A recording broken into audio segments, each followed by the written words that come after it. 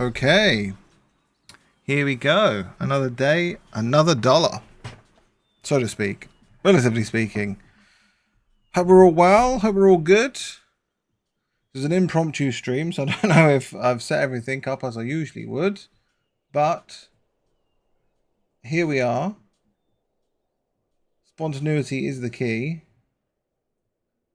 Check that there. Move that there. Do a bit of that. Okay.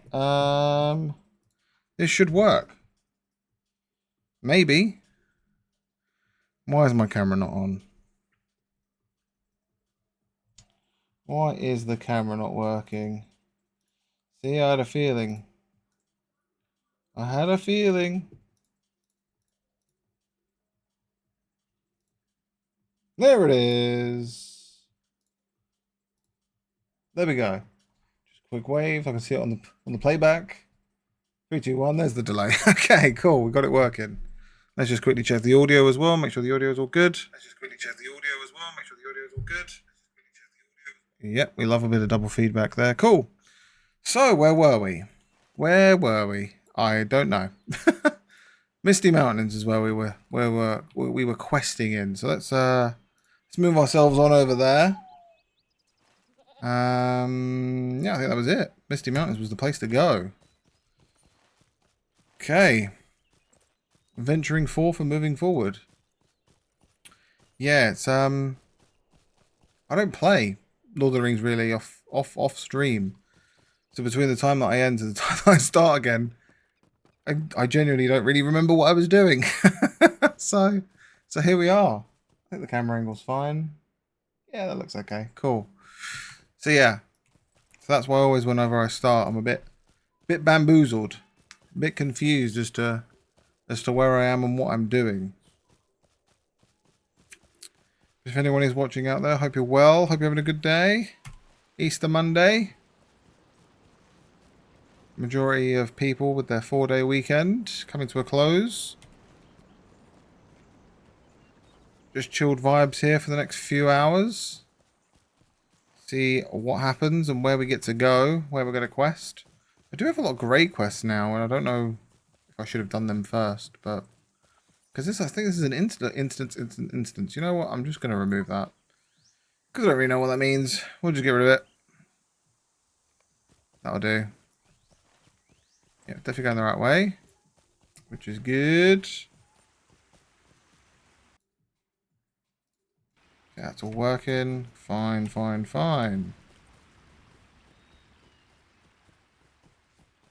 Why do I have 99%? That's weird. That is strange. Can I use this and then go to this? No. Definitely not that one. Use this, then this, and then this. And then we can do that. And it goes back to 100. Isn't that good? Because it's weird. Like, if you pay the VIP, durability kind of just... I'm going completely the wrong way. Oh, well. We're going the long way around. Doesn't matter. Durability just completely goes out the window. It's almost like it's not a thing anymore. Which I think is really weird. If you pay, because you then get the buff. What one is it? Is it this one? No, it's this one. Accelerates crafting time and prevents item wear from combat, crafting, and defeat. I find that very interesting as well. If you pay, then you no longer have to deal with durability on your items, which then kind of just... Oh, this is a pretty waterfall. Which then kind of just makes it seem like just get rid of it entirely. What does it really matter? Bit of a weird thing to pay money to obtain. I don't know. Doesn't really matter. Because it's not even that expensive at this level anyway. I imagine the higher you go, the more expensive it is to keep repairing your gear. As it loses durability. So we've got to remember to go right. Then we go left here through the gate. And then we go right at the top of the hill. That's the one. That's the one.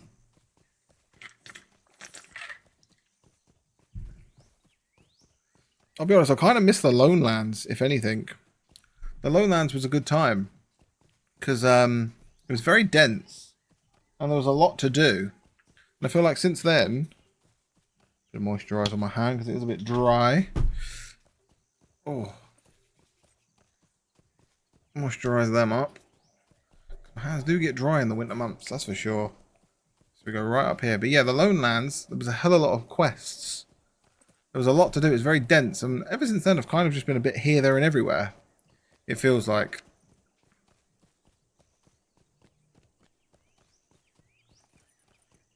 Damn skin. You just hate when you have a catchy bit of skin on your hand and it catches on like the fabric of your mouse pad. Very annoying. Anyway, small gripes. But yeah. Angle's looking good. Stream's looking good. Everything's good. Okay, cool. So we're back to the Lone Lands. Back into the, not Lone Lands, back into the Misty Mountains. Let's see what the crack is up here. I don't actually know. I think it's these. Maybe. Even though that's a red quest. It's level 44.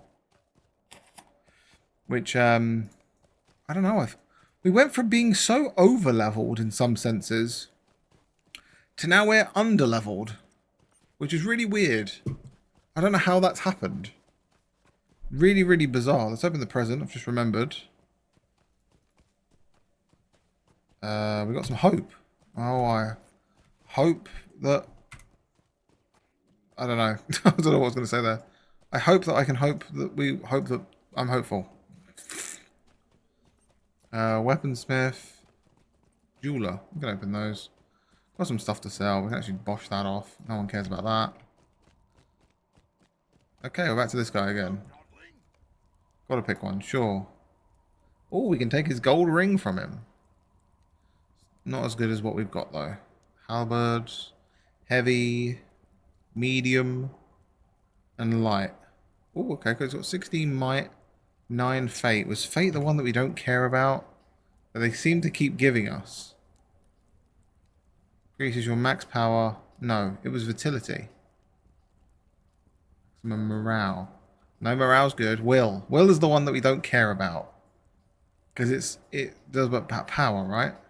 No. Will is crit. We want crit. Is it might? I can never remember what one's what.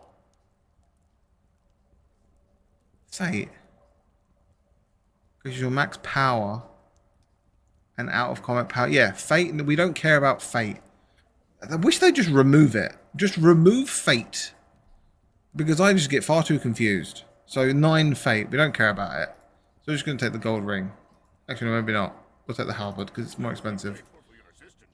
Scout the borders. Okay, sure. No problem. So it's weird that we're on also book 5 and book 6 at the same time. Interesting. So we've now got to scout the northern borders. I still don't know how to get to this quest. In Vinderhall. Interesting. We'll have a look. We'll have a look on the add-on map when we get a bit closer, because that should be able to help us out with the landscape of the land.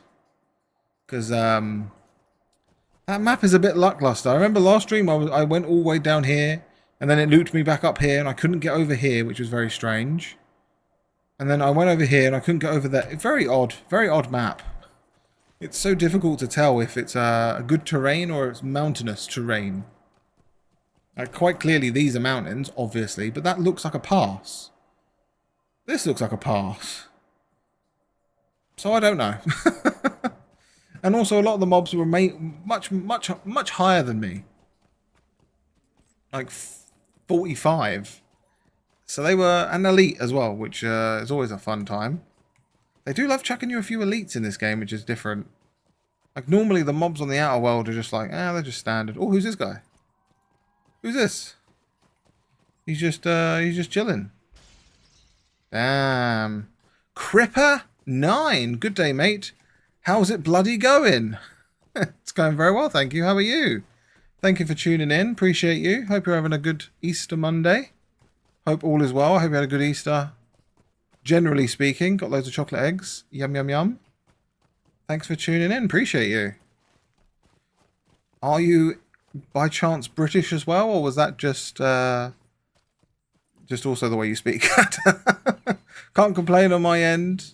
Enjoying. Oh, I forgot that was my alert. I set that up randomly. There we go. Follow my channel. Thank you very much. Australia, you silly sausage. Isn't it like... What time would it be? I don't know what time it is here. It's like 4 AM for you guys. It's really early morning, surely, isn't it? Enjoying that roomkeeper action. Yeah, it's pretty good. Pretty good so far. Living in Holland, though. Ah, okay. Well, that makes sense. I was going to say, 4 AM.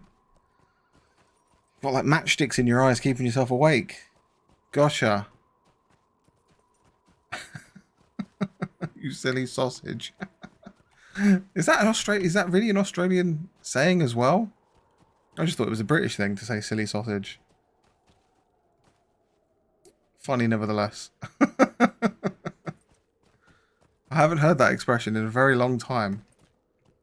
Well, I didn't want to call you the C word just yet. Well, I mean, for the Australian folk, it's quite a term of endearment, I thought, more than anything. Just how very much like it is in the UK. In some senses. It depends on tone. Depends on the tone of it. And text sometimes is a bit hard to read the tone, so... I understand why you wouldn't want to use that just yet. Maybe once we get past the acquaintance stage, we'll throw it in me wedding vows. Well, I mean, as somebody who has filmed quite a few weddings in their day, because I am a videographer, I don't think that'll go down too well with the bride, to be fair. Depends on your bride's mentality, though. They may love it. But any of the weddings that I filmed, I don't think it'd go down too well. Yeah, that's awesome. Yeah, I'm a videographer. I have my own videography business, I suppose you'd call it. I don't know. It's just me pissing around with the cameras and just filming stuff. Yeah, the missus has a few roos loose in the top paddock. Well, that's all right then. Whatever works. Everybody's different. I'm yet to have a wedding where the vows include the C word. I mean, I'm sure I'll come across it. Well, I've had a quite a few strange speeches where they've talked about a manner of all very different things. And you think to yourself, this really isn't the time to be saying those sort of things, but they do, and it's really weird. And I'm just sort of standing there because, of course, I don't know these people, I don't know their family, I don't know their friends, and I'm hearing these very strange things. Hey Google, stop. And it just feels very awkward because I'm there just filming it like, ha ha ha ha ha. Why did he say that? Yeah, worried when I get married. My best man might go into roast mode like that dude from Hangover. Yeah. For some people, that does feel like the objective. You must have a few cheeky stories recording. Not really. I mean, apart from people saying the most bizarre things at the speeches section, not really. Nothing really. Apart from my first ever wedding I recorded, it did feel very much like the bride and the bride's brother liked each other a lot more than the bride and the groom. That was just the impression I got from it. It was very weird. The way they were looking at each other, and they were full siblings. They weren't like half siblings or adopted or anything. They were all from the same family. And it was very weird. It's probably about the strangest thing I've come across, really. Apart from strange, weird stories at speeches that, like I said, because you don't know these people like that, you're not really part of the banter, so to speak. So you're kind of just standing like, ha ha ha ha ha, this is a bit weird. It's like you're being let into a secret story that you shouldn't have heard. So, but yeah, that's about it really. The brother-sister thing was a bit, yeah. And of course, for my first ever wedding, that was, yeah, quite an interesting thing to see. I was like, oh, okay, is this what weddings are like? But yeah, I've, apart from that, it's quite generic, quite plain, you know, standard. Oh, he got the node before me. Very, very just plain stuff, people. It's often people that seem like they don't like one another, which I find very weird. Now, I know, of course, intimacy is very hard when you've got people watching and me with a camera and a photographer, and so I kind of get it. But then also, you're only doing it once, so you kind of just got to put on a brave face and just, you know, look like you're happy. look like you're having a nice time. You spent all that money. You've invited all these people. Yeah, I get you. Well, I do personal training. Oh, okay, great. Have a handful of stories. Mental. Yeah, I can imagine with personal training, you see a few things and hear a few stories from people. Yeah, I can only imagine. Personal training though, very nice, very good. But yeah, I imagine you've heard a thing or two or experienced a thing or two with I suppose it's just when you're in the industry of people, isn't it? People have a lot of strange experiences, and people, get up to a lot of weird shit. And they also like to share that weird shit that they've done. So good on them. Why not, eh? That's funny though. But yeah, I still never understand why people seem to get married to one another and they just look so grumpy on their wedding day. I got in it to help see them see their toes again, but end up finding out 90% of people are cheating. Bloody hell. Yeah, bloody hell indeed. And I feel like that's a very much common trend and theme of the 21st century person is to be in a long-standing and lasting relationship is something very hard and sought after. I mean, me and my partner, we've been together nearly 10 years, coming up in June, so we're not shy of commitment. But her siblings and people I know, and they sort of like, I don't know, get together with these people for like 6 to 8 months, and I don't know, someone ends up cheating on someone. I'm just like, but why? You must like them, right? Why are you with them? Respect that 10 year. Yeah, exact 10 years. I know, it's crazy. A whole decade of being with one other person. And I couldn't imagine my life without her. So, hopefully she feels the same. Or she just feels sorry for me. No, I know it's not like that. I'm only messing about. But yeah, it's a very, I suppose, old school mentality in the 21st century, which I don't know if it's a good thing. I don't know if it's a bad thing. I suppose it's each individual to each person, right? Does it really matter? No, not really. If as long as the people are happy. But then again, I think the people who are being cheated on aren't happy. So it just seems like a bit of a vicious cycle. Well, comes in many forms. Most common thing I heard is he didn't treat me right, or the bloke saying it was just a BJ, monogamy, a thing of the past, perhaps, situationships on the rise. No, definitely. I hear it all the time from people I meet, young people, trying to connect in terms of the business thing, and you get familiar and you chat in, and I don't know. I really don't know, but you're right. Monogamy and long-term love seems to be on the downward spiral. I don't know. I just think it's one of those things when you've found the person that you really enjoy spending time with, and when you've got those boring moments when you've got nothing to say, and life's a bit dull and there's not really much going on, and you can just sit in silence with each other and feel comfortable. I think that's when you've met your person. So, well, you've got Bonnie Blue taking 1,000 willies in 12 hours. That's insanity. I mean, we won't even go on to that topic because it's just weird. What you said is wonderful. Oh, thank you. Yeah, the whole Bonnie Blue thing and that other, was it something Phillips? I don't follow it, but the two that are almost like rivaling one another as to how many intimate partners, shall we say, to be politically correct in the fastest amount of it's just weird. I don't get it. Maybe I'm just old now. I mean, I turned 31 not too long ago, and it just feels weird. Yeah, I mean, Belanger, exactly. It's like a weird one-up challenge of, I don't know, how quick you can get thrush. It's I don't know. Each to their own. I'm not judging. Fair enough, whatever, but not for me. I'm good. It's very, very bizarre. Yeah, 32, and with my lady now for a while too. April 2026, getting married. Brilliant. We are dinosaurs. I know we are. We're unfortunately we are dinosaurs in this new brain rot era. Old breeds. Well, congratulations on your engagement.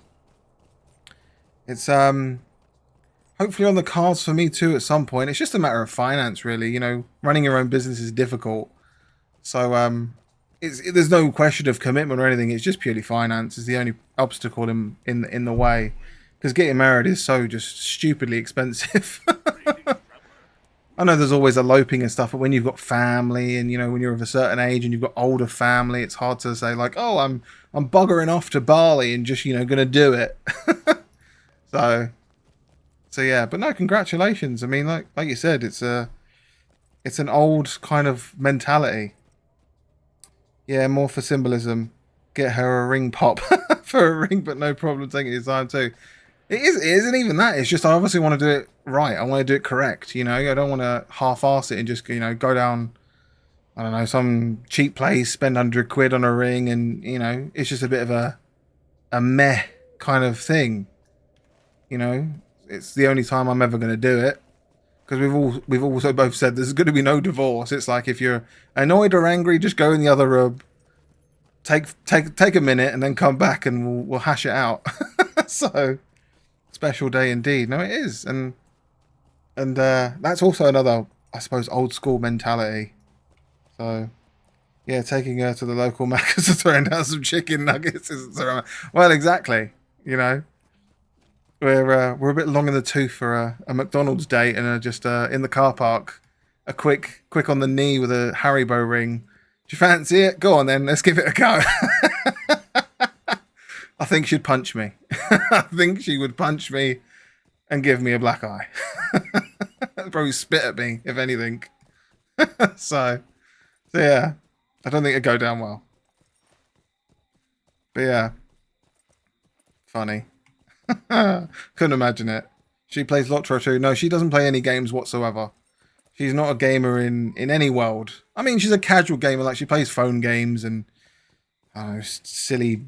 I don't know. Would you even call them, like, I don't know, puzzle games and stuff like that? But nothing serious. She doesn't. She's not really a gamer. As much as I've tried and said, "Oh, shall we give this a go? Should we try this?" She always just goes, "Nah, I'm alright." Relaxing sort of game. Yeah, exactly. When she's come home from work and she's got her downtime, when she's not brain rotting on TikTok like we all do, that's the only kind of game she plays, which is fair enough. Each to their own. It's hard to get off the old TikTok sometimes. I get it. But yeah. Ah, funny. Just imagining just being at McDonald's. I mean, there is people that do it though. You see them on like TikTok and stuff. These interesting individuals that clearly, it's fine. No problem, no judgment. But they're, proposing in the most bizarre places. Like, I don't know, KFC forecourt, or I don't know, some weird train station. I don't know. Like I said, each to their own. Absolutely no judgment. If it works for them, it works. Romance is a very interesting and odd thing. It's just, I suppose, not my idea of KFC is odd. I'm classy. Nando's is more classy. Yeah, because you guys have Nando's in Australia as well, don't you? Very classy. I mean, the price of Nando's is extortionate at the moment. For chicken and chips, it's absolutely obscene. But yeah, at least it's classier. At least, you do get table service. And you can help yourself to fountain drinks, I suppose. So, it's better than KFC. I mean, I suppose the worst place in the UK would be like a chicken shop, just your... Well, we don't even know if it's chicken. It's probably pigeon or some sort of strange other variety of meat. Why the hell are you on Glamdring, you muppet? So I joined Glamdring because I originally thought this game was a dead game. I thought it was just no one playing it. So I thought, well, my best chance at finding someone, or if there is anyone around, is it this guy I want to speak to? Was me to go to the American servers, because of course America is much larger than Europe in a lot of senses. So I thought that gave me the best opportunity, and then I found actually there's quite a lot of people playing. So Orcrist is where the cool cats are at. It's the most populated server. Orcrist is massive. Well, clearly I bollocksed it up. I absolutely balls it up there. But that's the only reason. I went into it thinking, there's probably not that many people playing. I didn't really do much research and was like, I'll just try the American ones. So it's all good. That's kind of the story as to why I've landed on the American servers. It's not too bad. I mean, the ping's not crazy or anything. It's only, what, 129. I mean, it's not great, but it's not the worst. If I ever give up on this character, I can always roll again on the European servers. So, yeah, it is what it is. Be better than basically me connecting to an Australian server, put it that way. The ping would be horrific. So, where am I going? I think I need to go up again. I always can never remember where the hell this guy is. No, it's not that one. Maybe it's the other one. I honestly hate this place. I always get lost. Wherever he is, I always lose him. Here we go, this one, I think. Come to Orcus when you do, and Vi, aka my lady, very nice. With both streams, I'll try to give you a hand. Oh, brilliant! You're a streamer as well. Brilliant. Superb. I'd love to tune in. That sounds great. Thank you for a kind invite. Thank you very much. Yeah, I know. I don't know. It's, I suppose, very silly of me to have picked the American server now. Although there has been quite a few American people who have tuned in and have given me a hand here and there. So I suppose it's half of one, half a dozen of the other. In some senses. I mean, I wish they'd just make one global server. That'd be kind of cool. Impossible because of, you know, the intricacies of it. But a global server would be quite interesting. It'd be awful for ping, but hey, never mind. True, we got to show love to some of the Americans. Absolutely. They're having a bit of a hell of a time with the way their political system and stuff's working out. But, you know, I'm sure they'll figure it out, as we all do. Not that I know all that much about it. It's just what you see in the headlines. But it's not sounding like a good time for anyone, or anywhere, really, let's be honest. Yeah, American in some sorts. Yeah, definitely. We've got that one. Oh, wait. Oh, it's meant for a fellowship. Ah. So I think that's is that one of those thingamabob quests? Yeah, no. Travel to Esladin on his steed and speak with... Solo it. Yeah. Although it doesn't have multiple people, and that's normally how you can tell that it's a fellowship quest, right? Or am I looking at the wrong thing? I often do this. I look at the wrong quest. No, those ones are fine. What one did I just pick up? 5, chapter 8. So it must be this one. Ah, there it is.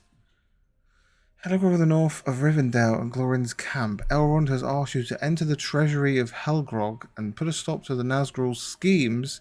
He warned you to gather allies. This quest is meant for a fellowship. If you choose to undertake this quest solo, you will receive an inspiration bonus. Oh, okay, so you can solo it anyway. That's not a problem. We can do that. You're a red line runekeeper. Yeah.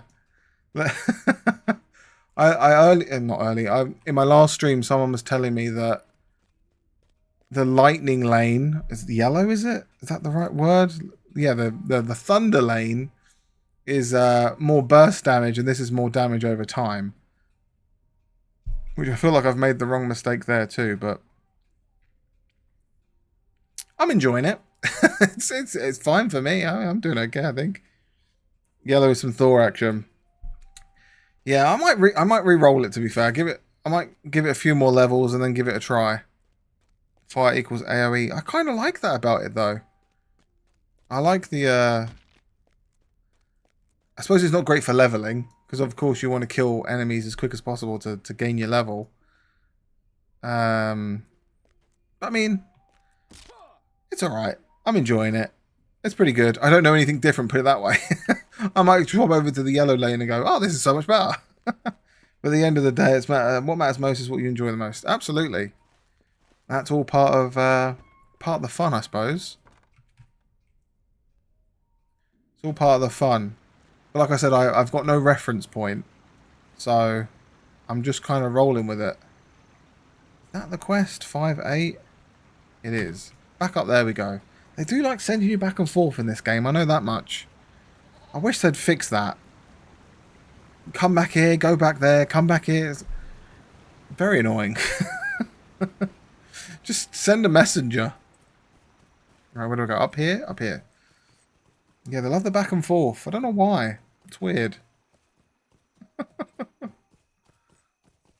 So what character is it you play? Or have you played for a while? Or are you new yourself? Or what's the story? Fill me in.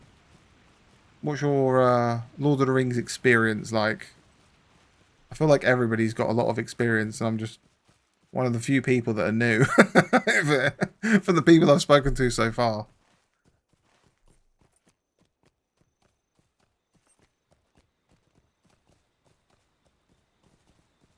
That's what it feels like anyway. Half the time I'm just roaming around. I'll fill you in like Craig David.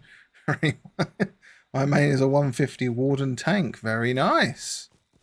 That's very cool. I've never played a tank in any game, if I'm honest. I don't have the balls to do it because I don't want to mess up. So I just normally pick a caster, stand at the back, press one button, make sure I'm not in the fire. But 150 Warden, very nice. So you've got a lot of experience. You know your stuff. You know a thing or two, which is cool. Well, it's simple. 1 aggro, 2 blame the healer when you die. Well, isn't that like everybody though? Everybody blames the healer when you die. It's a bit more complicated than that though, because you've got to position the enemy in certain spots and know the layout of the raid. So if you've got to skip anything or do things in a certain order, mechanics, all that kind of stuff. Whereas when you're just like a caster DPS, you can wing it. You can wing it a lot more. I mean, I always have. Which is probably terrible, but life's too short. Life's far too short.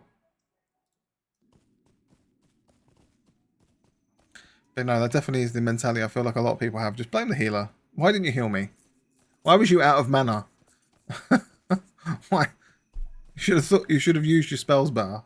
Not the fact that you were standing in the fire and it was ticking and you, I don't know, died to fire. Or standing in some sort of toxic ooze or, I don't know, something.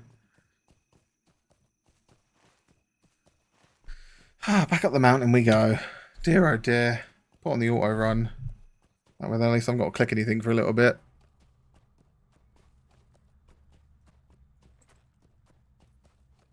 True, well the Warden in my opinion is a very aggressive tank. Some say solo tank. A Guardian is more like a helicopter parent. A helicopter parent? Okay. A Warden is your dad throwing you in the pool as a kid hoping you swim, and if he sees you float back up, he saves you. I love the analogy. That's really good. Thank you very much. That's very a vivid image there. Okay. Interesting. So it's an aggressive tank. That's kind of cool. They've got different kinds of tank. I know they're doing a lot of other games as well, but they kind of all generically run the same. I've not really heard of a solo tank class before. That's kind of cool. But then again, maybe my experience is lacking in other games. As I say, I just kind of pick caster, press button. That's my gameplay rotation.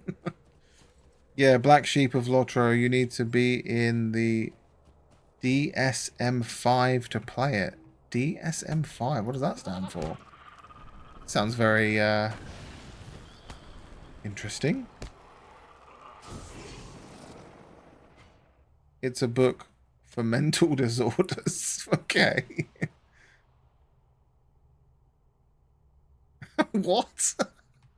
I'm now trying to patch that together. What do you mean there? You need to be in a book for mental disorders. Hey, Psychotic Ghost, how's it going? Thanks for tuning in. Appreciate you. Hope you're well. Hope your Easter's been good. Because to play it, you need to be patient and deal with lag. Alright, okay. I mean, the lag's not too bad, from my experience, but been good. Good to hear. I take it you guys know one another.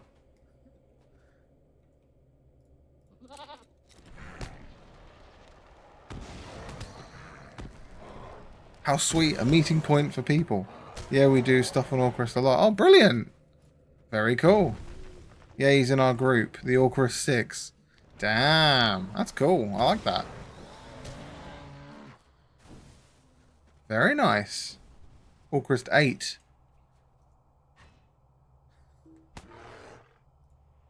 What a cool little community. That's really nice. That's the thing I like about my Lotra experience so far. Everybody's very well knit and together. It's very cool. You don't get that in a lot of games. Oh, look, here we go. Streamboo.com. Always giving me the sales pitch. I don't want your damn cheap viewers. Leave me alone. Exactly. Cheap views? They're early today. They're normally coming around about an hour and a half. Charlie 30 Blues or Chris 7 at this point. Welcome to the chat. Thank you very much. So is it 6, 7 or 8?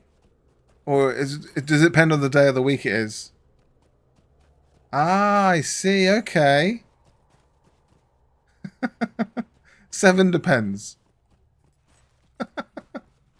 Brilliant.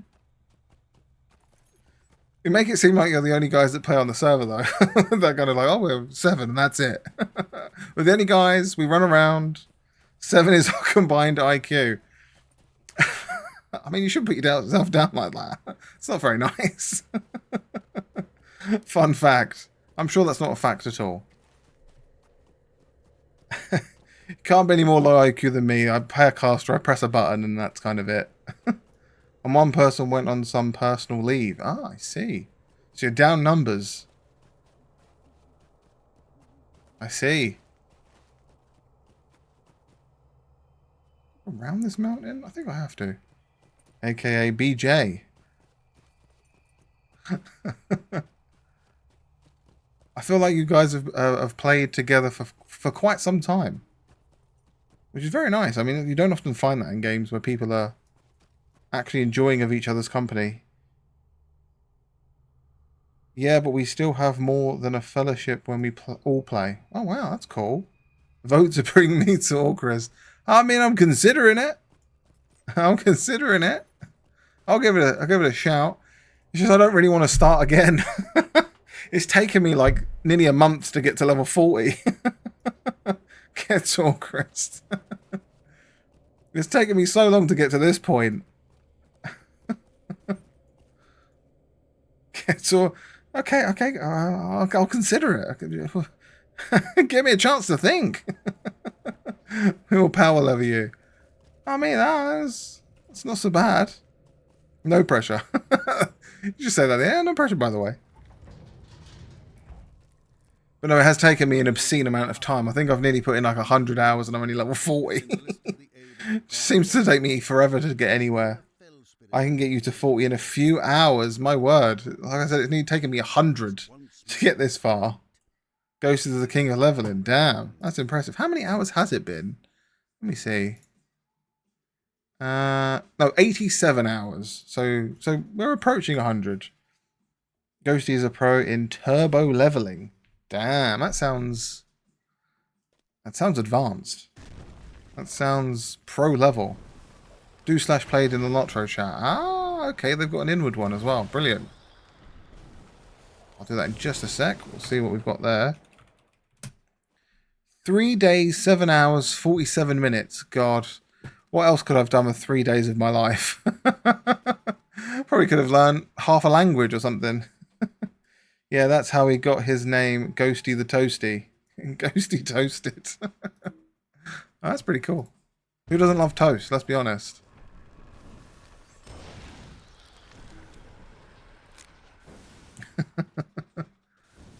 Toast with some Marmite. Who doesn't like that? Well, probably quite a few people, to be fair. Toast is lit. Vegemite, of course. Vegemite is dope. I've always going to say Vegemite sucks.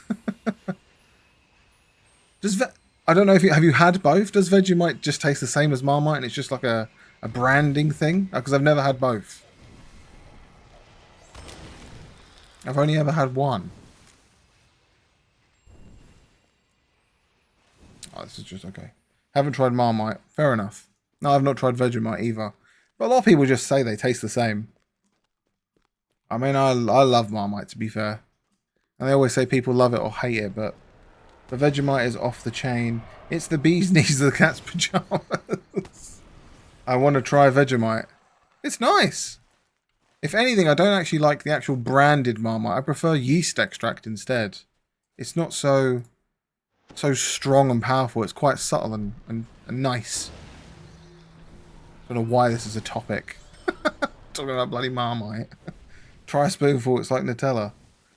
Yeah, definitely. Just get a big spoonful, like a tablespoon, and just shovel it in. It's gorgeous, just like Nutella.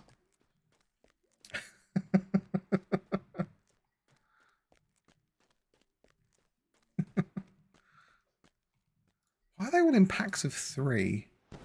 Oh, great! We've just aggroed like 10 of them. At least they're quite low level. They haven't got much health. That's fine. That's not so bad. My other Aussie friends told me the same. It's a rite of passage. You've just kind of got to do it. Good mate he is.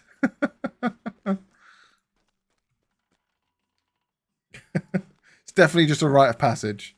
We're looking out for you. Definitely. The only way to eat it. If you're doing it any different, you're doing it wrong.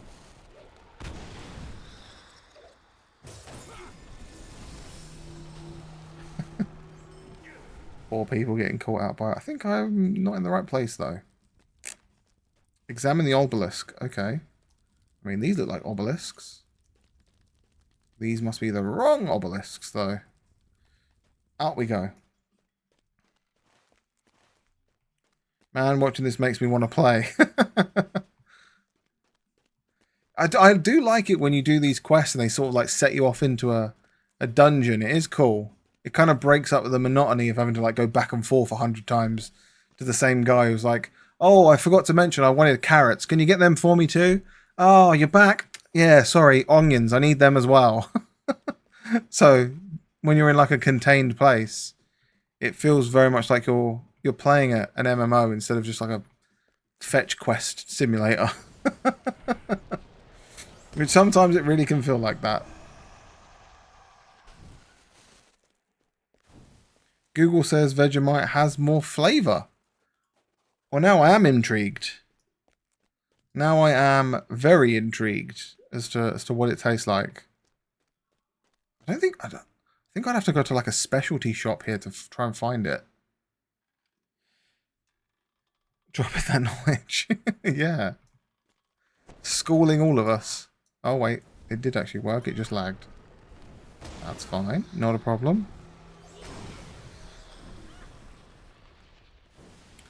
Why are these lads here? What are they doing? Nothing over there. I'm a Google expert. I mean, Google has a lot of competition now with the likes of ChatGPT. Any of the AI stuff, I feel like it kind of beats Google in some senses because you don't even have to search for stuff anymore. It's like the Google for Google. And who would have thought that? Like, Google's such a revolutionary kind of, bit of kit. You've got a world's encyclopedia at your fingertips, and now you don't even have to use that. You can just ask something to ask Google to find it for you, which is just mind-blowing. So true. My plate says 1 month, 1 week, and 1 day. My word. That is quite some time. 1 month, 1 week. Damn. That's... How many hours is that? It's like 5 weeks. Oh, my keyboard's not working. 24 times 7. 168. Times 5. It's nearly 1,000 hours. Damn, that's cool. Lawmaster action. Yeah, it's like nearly 1,000 hours. I can't remember the last game I put 1,000 hours into. That's cool. Slawmaster. Slawmaster. It doesn't have a good bit of coleslaw. We started a while back, but not years ago. Ah, cool. So all quite recent then. That's nice. It's nice to hear like people are still discovering this game and enjoying it and getting to the end, because quite often you start an MMO and get like, I don't know, half the way through and you kind of just give up sometimes because it feels like you're just never going to get to the end. Like Slaw, like a lot of Slaw. Slaw's great. Especially when you get a good one. Homemade coleslaw. Damn. I feel like I'm just going all the wrong way here. Maybe this way. Maybe this way. Shout out to coleslaw. 100%. Coleslaw is great. Who does not like a bit of coleslaw?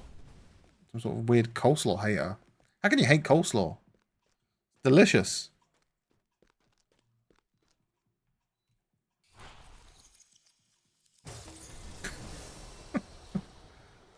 Only in a Twitch chat can you go from one topic to another like that. That's brilliant. It's so good. From Vegemite to coleslaw. A Vegemite on coleslaw, though. That doesn't sound great. That sounds awful. Be far too salty. Ugh. Anyway. Oh, okay. Hello, lads. Nice to see you. You gonna come for me, or we're just chilling? No, you're just chilling. That's fine. You stay over there. No worries.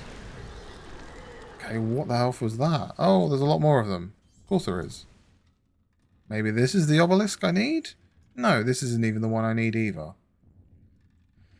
Okay.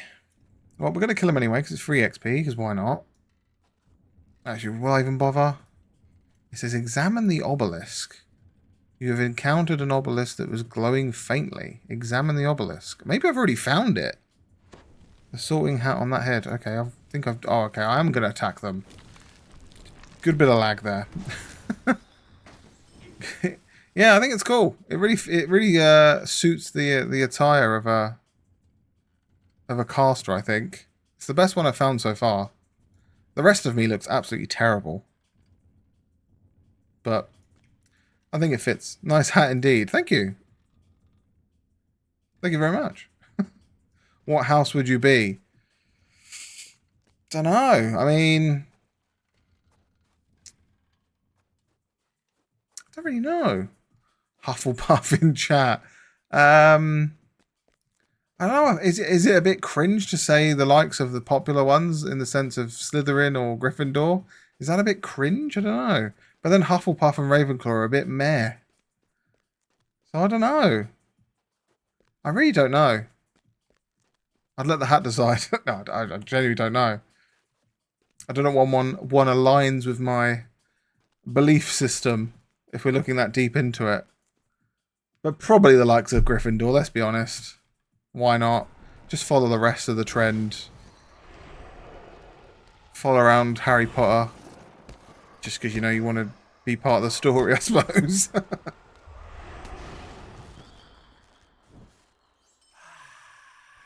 They should have like a subgroup. Well, since you like coleslaw, I say Gryffindor. Yeah, it does feel a bit like that when they sort things. It's like, oh yeah, you like cheese? Ravenclaw, go for it. Oh my god, this okay. Gryffindor values courage, nerve, and chivalry. Gryffindor's mascot is a lion. The head house is Minerva McGonagall. Hufflepuff's values are hard work, patience, justice, and loyalty. Ravenclaw's values intelligence, learning, and wisdom. Slytherin values ambition, cunning, leadership, and resourcefulness. I don't think I fit into any of those things. What's the group of low IQ MMO button pushers? I don't think I have any of those attributes. Harry Potter nerd. I respect it. I respect it. Hufflepuff like me. Hard work, patience, justice, and loyalty. Yeah, I mean, I could go with that. That does make sense. I'm a pretty loyal person. Justice, yeah. I'm fairly patient.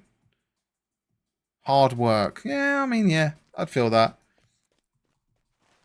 We'll go with that then. Why not? When you put those things to... Is it just going to be in here? Is that the thing I need? No, that's a big dragon. A big dragon that looks like it's dead. Can't be that. But the way that it says examine obelisk, it seems like I've found it already. At the behest of Master Elrond in Imladris, you have entered the abandoned treasury of Helgod to end the Nazgul scheme and to restore the dragon. Okay, I need to restore the dragon. You've encountered an obelisk that was glowing faintly, but I haven't. Welcome to our crew. The Hufflepuff grew to 4. You really do like recruiting new folk. It's cool. I like that. Part of the ship, part of the crew, part of the ship, part of the crew. Oh, here it is. Here's the shiny obelisk. Maybe I had found it. Maybe I'm just blind. There it is. Okay, examine it. We're examining. What do we find? Invoke the name of Elbreth at the obelisks. So now we have to obviously go back to all those things we found. Or haven't found. And touch them as well. I think, maybe. Does that make sense? I don't know. Honestly, half the time in this game, I'm just running around like a lunatic, just lost. I don't really know what I'm doing. I'm just pressing the buttons and making the spells do the thing.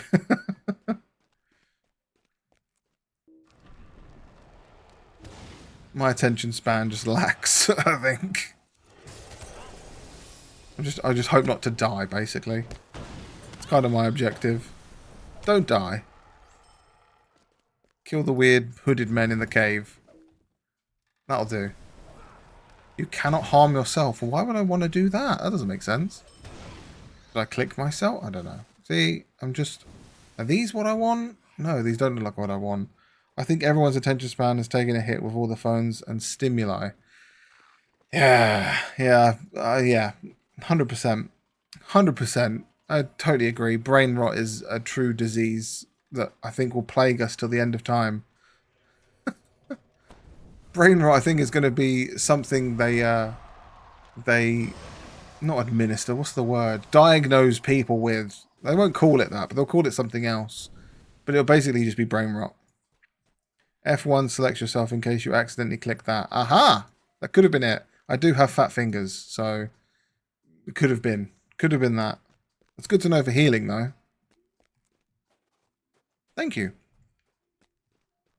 But yeah, the world's cooked. Let's be honest. We're all cooked. We're just, you know, end of days. It's game over. It's not looking good. But at least we have Lord of the Rings and Twitch streams to unite us. And that's the main thing. F2 to 6 is for next people in Fellowship. Aha! That's very handy to know. For the point in which I get to run groups. And Insta Reels. I mean, I think I'm more of a TikTok kind of guy than an Insta Reel guy. But I can feel you. I can understand that. It's the YouTube Shorts one that gets me. The kids with the YouTube Shorts. That's pure brain rot. Oh, and YouTube Shorts. All the same. I don't know. I feel like there is kind of some worse than the other. Like YouTube Shorts, I definitely think is the worst of the bunch. If you ever scroll through that, it's just anything to grab a child's attention. Our generation got the short stick for sure. It's weird, isn't it? We're like the most technologically advanced we've ever been in life, in ever. Yeah, it seems like the worst it's ever been. All the same in the sense of manipulating the brains. Ah, yes, 100%. I agree with you there. Most definitely. Because the end, that's all it is. It's brain manipulation, isn't it? As you say. Which makes you wonder why. Why do they want to manipulate? Maybe they just want to make it stupider. Maybe they want to just tone down our intelligence so we just become these drones that buy things. Consumerism, and that's it. Yeah, man versus woman, blah, blah, blah, alpha this and that, mental. Yeah, I think the generations after us have got it worse. No, definitely. Depopulation, sheep mentality for sure. Yeah, I fear the next generation. So, like, the kids below us, like, well, I don't know, the 20-year-olds. If you're in the 30-year-old bracket, you know, that sort of like 10-year separation gap. And then the ones below that, that's even crazier. So, like, 2 generations behind in terms of a 10-year gap. Yeah, it's not looking good. Like, me and my partner, I think last night started watching on Netflix Adolescence. I don't know if you guys have got it on your own Netflix. And it's an eye-opener to schools. It's based in the UK. Schools in the UK, it just looks like a shit show. Aside from the main story plot, just looking at the way they're depicting the UK education system, It looks horrific. Like even in the show, like all the kids are just on their phone 24/7. It's like, wow. It's just bad. Yeah, we didn't grow up with smartphones and social media like the generations after us. No, exactly. Like for my age at 31, it was like my first smartphone was an iPhone 4. I don't know how long ago that was. That must have been 17, maybe 18, I think. Like I had a phone before that, but it was just a brick phone that could just send texts and calls. That was it. It didn't have any internet access. An LG Cookie, damn, I remember them. They were good phones. Yeah, and cancel culture doesn't help either. No, exactly. Nokia 3210, the best phone that ever was ever made. It's indestructible. The Nokia 3210. You could set that thing on fire, throw it across a room, and douse it in water, and it still survive. And you still have battery to call someone, or a Samsung battery looked like. Yeah, that's what I mean. Like phones back in the day, they were so cool. Like there were so many different variants of phones. You know, you had phones that would like flip round, or the screen would do something weird, or the button configuration was odd. Nowadays, all we get is the same thing, just a big glass. Well, yeah, glass is glass. Yeah, glass LCD screen. That's it. Unless you're in China and you get that triple folding phone, that's pretty cool. I had a Motorola Razr. They were cool. I was very jealous of people who had those. I remember hanging up on my imaginary girlfriend in front of people. It was badass. Yeah, the way you could just like snap it together and close it. Yeah, I wanted a Motorola Razr. They were hella cool. Didn't they re-release them recently? The Razrs. In like some sort of like weird comeback thing. Some sort of strange rejuvenation, another word. Yeah, I think they did. No, yeah, I think so too. I think Nokia tried to do the same thing with their old phones and sort of like market it towards older people. And they like remade Snake and just making like a Nokia 3210 style phone. But in like modern day. I think they did that as well. Need to check that out while we're at it. Bring back flip up headlights on cards. Rocks in rocking chair. Yeah, flip up headlights. They're cool. Get rid of all these weird high beam LED lights that just blind you. Flip up headlights. I don't know, I think just things were more creative in the past. Because it was so experimental and it was so, I don't know, new, I suppose is the best way to put it. Go back to horses, I'd even say. Well, I mean, that would help with the whole, what would you call it? Global warming issue, I suppose. But imagine you get a booty call at 2 a.m. and have to wake up your horse. Yeah, poor horse, just trying to sleep. And there you are, just trying to do your thing. That would be horrible. Poor horse. But yeah, I mean, technology, it's incredible what it can do. I mean, look at a smartphone now. You just do anything. You can make money on a smartphone. It's got a camera. You can call someone across the world. You can FaceTime. It's incredible. But I don't know. I just feel like it's just a bit pants. Yeah, they have drones delivering pizza. Exactly. In China, they have drones deliver everything. I need to go this way. I'm just running around in circles. What's wrong with me? This way. This is the one I want to go into, I think. But yeah, in China, they have drones that literally would deliver you anything. They'll probably deliver you a horse. Just drop off a horse to you. AI is scary, though, like deepfakes. No, 100%. Especially the way that it's so easy to clone someone's voice. No, this is definitely the wrong room. I am just running around like an absolute tit. So I've done that one, I've done that one. That was a dud one. Maybe it's the one next to it. Yeah, so, like, for example, me just talking now, and then with a VOD, I mean, there's going to be, like, 3 hours of my voice. You can easily just clone my voice and then call up my nan and be like, "Hi, nan, I'm in trouble. Give me money. I need help." And it's just, we distract you. No, I like it. It's much better than sitting here by myself, put it that way. I'm not complaining the slightest. But yeah, it's frightening. And then, video, and it's so easy to fake. Ah, it's crazy. Yeah, poor Nan. Yeah, poor Nan. Did tell her just to not give anyone any money, even if it was me. But she still did it. Bless her soul. But yeah, it's just with technology, there's always going to be a bad side. That's just kind of like anything, isn't it? It's human nature that regardless of what we create, there's just going to be bad that comes from it. We just can't help ourselves, I suppose. Which I suppose is the good slash bad thing about human nature.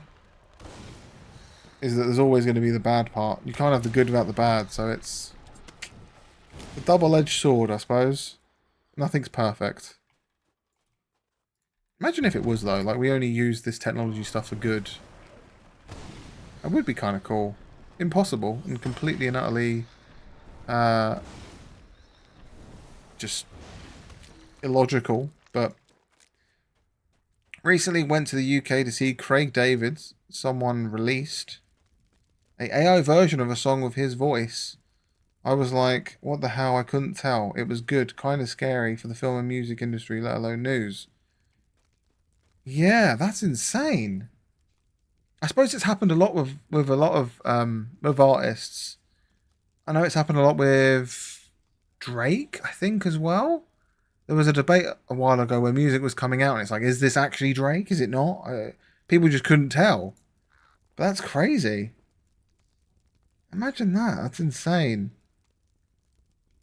Yeah, it's scary though. For like you said, the film and music. It's just. I think it's scary for every industry.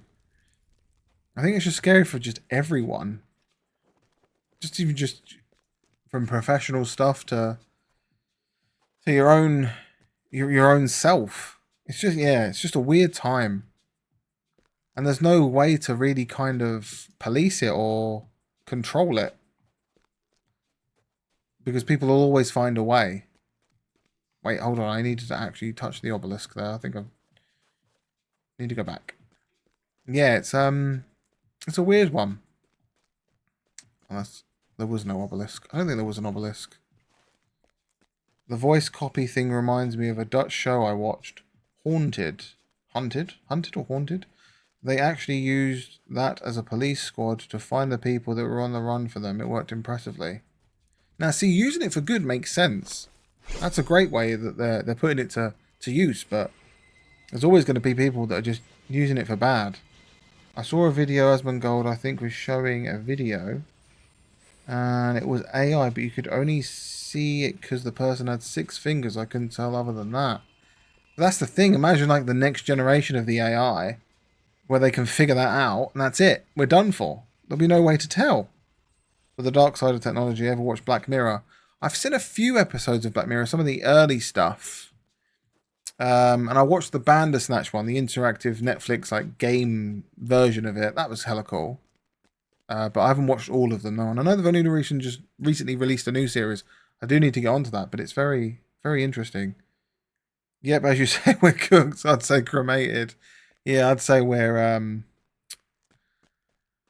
just done for. But yeah, Black Mirror is very much a an example of how dystopian things are. Yeah, it's an impressive and dystopian show. It makes me wonder how they pull the ideas together. Because they're all so unique, the little stories that they tell. It really makes you think. But no, we're definitely cremated. Now what have I got to do? End the Nazgul's plans. Seek out the Nazgul and end his schemes. Now that you're invoked, or now that you have invoked the name of Bereth, at 3 of the obelisk in the treasury, the way to the center of the treasury is open. Ah, okay, so I've just got to find the opening. I think there is unfortunately some truth in it. No, definitely, there is. There's most certainly elements of truth in it. Rub hands. Come on, Jurassic Park. Sheep floofing. No T-Rex cloning. Yeah, I think that would be a bad move. Cool, but bad. I got just... Okay, I'm in the wrong place. What's going on here? A bit of RP. Arise, spirits. Helping the great beast back to the world. Or raptors. Or Indominus. Indominus? Or mutations with raptor DNA. Yeah, you're kind of playing with God there. It's never going to end well. No, China. T-Rex for the win. I mean, it's going to get to that point, isn't it, where they're going to start using AI-related things to play God and mess with genetics and stuff if they haven't already. The Indo-Rex can get fucked. Play stupid games, win stupid prizes, 100%. T-Rex fanboy here. I mean, hey, don't blame me. T-Rexes are pretty cool. Just shame they've got such little arms. It's the only downside, really. Damn, it's some strange dragon that's like half eaten is now alive. That's kind of cool. Or is that a bad thing? I think it's a bad thing. Nope. I think... Oh, okay. Hello, mate. Sorry about that. Well, we're just going to chuck that down and just distract you a little bit because I think you've got to die. It's been long enough. I've been chasing you around zone to zone. Size matters. Don't answer that.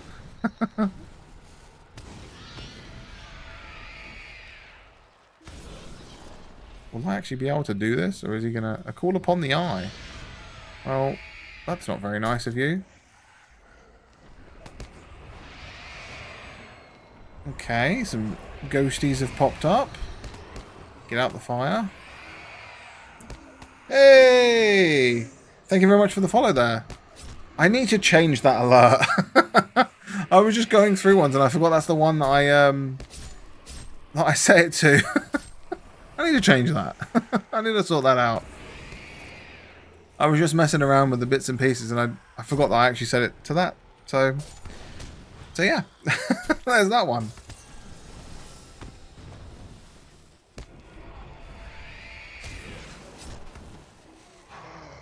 That covered all of it. Well, there we go. That was the Nazgul dead. Empty roads. Well, that was quite disappointing, to be honest. Broken greatsword. That was it. That's all we got from him. Cannot be slain by your arts. I return to Mordor and my master. Well, that's the Nazgul. At least put at bay for a moment. That was quite disappointing. Not gonna lie. I've been chasing him around for like 80 hours. I thought it'd be a bit... I don't know. He'd have a little bit more oomph to him than that. Next time when we stream, we will raid your ass to get you to 50 followers. Oh, thank you very much. That's very kind of you. Thank you very much. I appreciate you for being here. It's very, very nice. Very supportive of you. Thank you so much. Yeah, I was trying this month to get to 50, but just life happened. It was my birthday and I went away for a bit. And now I've come back and I'm like, oh, there's only like, what, 10 days left of the month? Oh, we've got RP. RP moment. RP moment. Here it is. Thank you very much. Thank you, thank you. Yes, another year older, and yet no more wiser. Hope you had a good birthday. It was very good, thank you. It was very nice, yeah. We, me and my partner went on a European road trip. So we went from here in the UK, we went through France, through Belgium, all the way up to Amsterdam, and then come back. And we did like 10 different cities in like 3 days. It was insane, and we saw so much. It was like, right, quick, get the picture, get the magnet, get the key ring. Right, are we done here? Right, let's go. Quick, back in the car. Off we go. It was crazy, but it was a lot of fun. 10 cities in 3 days. Yeah, I know. Yeah, we saw Calais, saw Dunkirk, Bruges, Ghent, Antwerp, Bergen-op-Zoom, Rotterdam, The Hague, Amsterdam, and then Brussels. Yeah, by car. Bruges is amazing. No, Bruges was really nice. Really like Bruges. It was really, really pretty. We did a lot. We didn't really get to spend much time in each, I'll be honest. We just kind of looked up what was the main thing to see in each place. And we kind of just did that one thing. Maybe got like a drink or, you know, like I said, a souvenir, and it was like, right, let's get on the road. Which is bad because there's a lot more to see, but we wanted to cover a lot of ground in the time we had. We've been Bruges and Ghent too. No, they're very nice. All of them are nice. Everywhere we went was really nice. Everywhere, and it was so cool how they're just so interconnected. And Den Haag, next time you do Utrecht and Leiden, much prettier in my opinion. Okay. Yeah, we were just kind of like, I just went on Google Maps and was like, right, what ones are on the route? We'll do those. We really impromptu did it as well. We planned it like 3 days before we went because we had no plans for my birthday. I was like, right, what should we do? Let's do something random. Well, next birthday. Absolutely. Or maybe in between. Who knows? Love the spontaneous. Yeah, definitely. Nice improvising. Yeah, it was crazy. Yeah, we've never really done anything like it. We were just kind of just.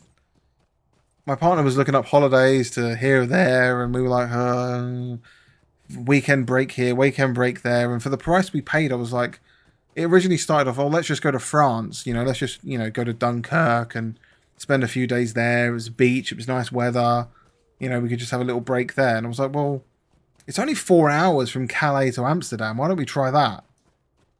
And yeah, we just then added like 10 other stops. Yeah, it was a bit crazy, but yeah, that's the spice of life. It is what it is. We had a good time. I was very tired by the end. We were fucking knackered. You can buy some Vegemite in some Dutch international stores. Well, I should have known then. I'm sure I can find it over here, to be fair. I'm sure there's some. I'm sure Amazon probably does it. I'll have to have a look. But if only I knew. If only I knew, I could have found it there. Yeah, you would have been knackered. It was, yeah. It was tiring. We were doing like 22,000 steps a day. And I'm not the most fit of person, as you can probably tell. I'm not very slender and fit. So it was definitely a toll. I signed up for a much bigger adventure than what I perceived it to be. But it was all good. I'm not complaining. It was a lot of fun. We had a really good time. For next time, but yeah, sounds exhausting but fun. Exactly. Got to push yourself to the limit sometimes. And then we can say we've done, because I'm as close as I live to Europe, being in the UK, I've never really done much. I mean, I've done a little bit of France here and there, but not much of it. All my holidays have been to further destinations, so it was kind of nice to see a bit of Europe. Did you have a particular highlight of the trip or place?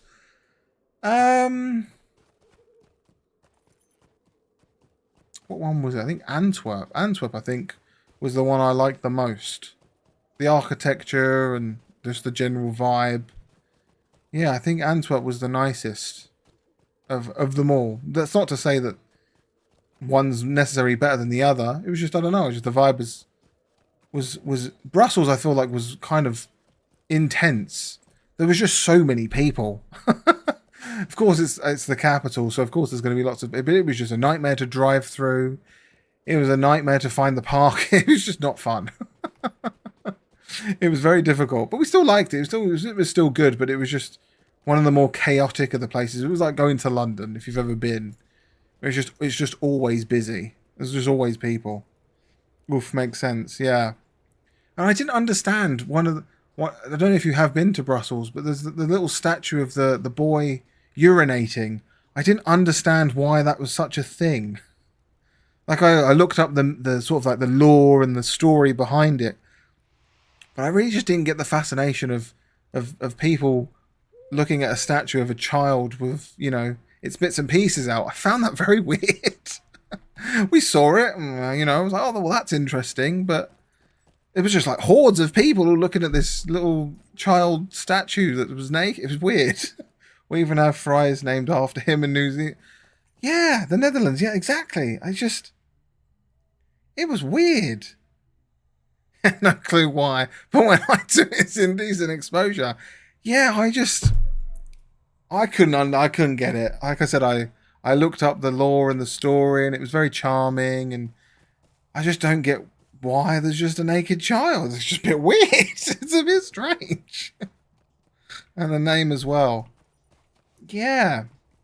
But also, I found very much that the countries we went to, there really is a thing about chips, or frits as it's called.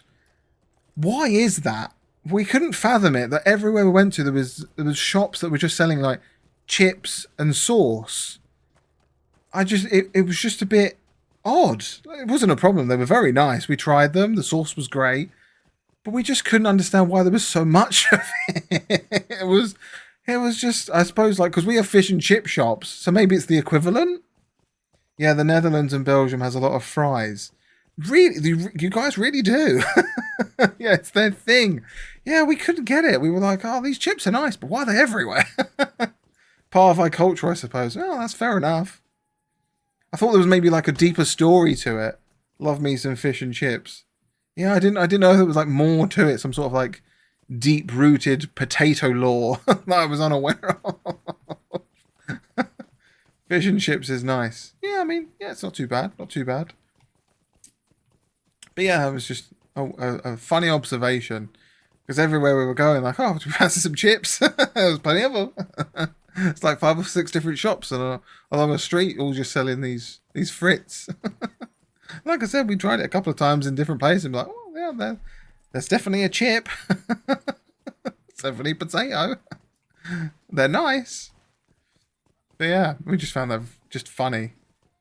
I suppose, like I said, it's probably the equivalent to us for fish and chip shops. Not that they're necessarily like everywhere, but every good high street probably does have a fish and chip shop. With salt and vinegar, but don't be skimpy on the vinegar. I totally agree with you there. Heapings of salt and vinegar, and don't hold back on the vinegar. The deepest story in Netherlands is that we have arguments in different parts of the country and how to call them in our language. But apart from that, not sure. I love that. That's such a quirky bit of history that there's arguments in parts of the country and how to call this particular item or particular thing. That's so funny. So unique. That's weird. I like it. That's really cool. Can't think of anything like that that's over here where there's... Oh, no, there is. So, from where I'm from in the south of the UK, we would call it like a bread roll. Whereas up north, they'd call it like a hob. Or a cob. Or some sort of weird word. I can't remember what it is. But it's effectively a bread roll. Just imagine a roll that you'd make a sandwich out of. Up north, so sort of like the Midlands and above, they would call it, I think, a hob or a cob, or there's a couple of other variants. Whereas for me in the south, it'd just be like, it's just a bread roll or a bap. That's kind of it. And there's, I suppose, that weird divide on what one's right, but they're both the same, so it doesn't really matter. So I suppose that's the only thing I can relate to on that. Bread-related naming. Yeah, it's a bit weird. What a thing to quabble over.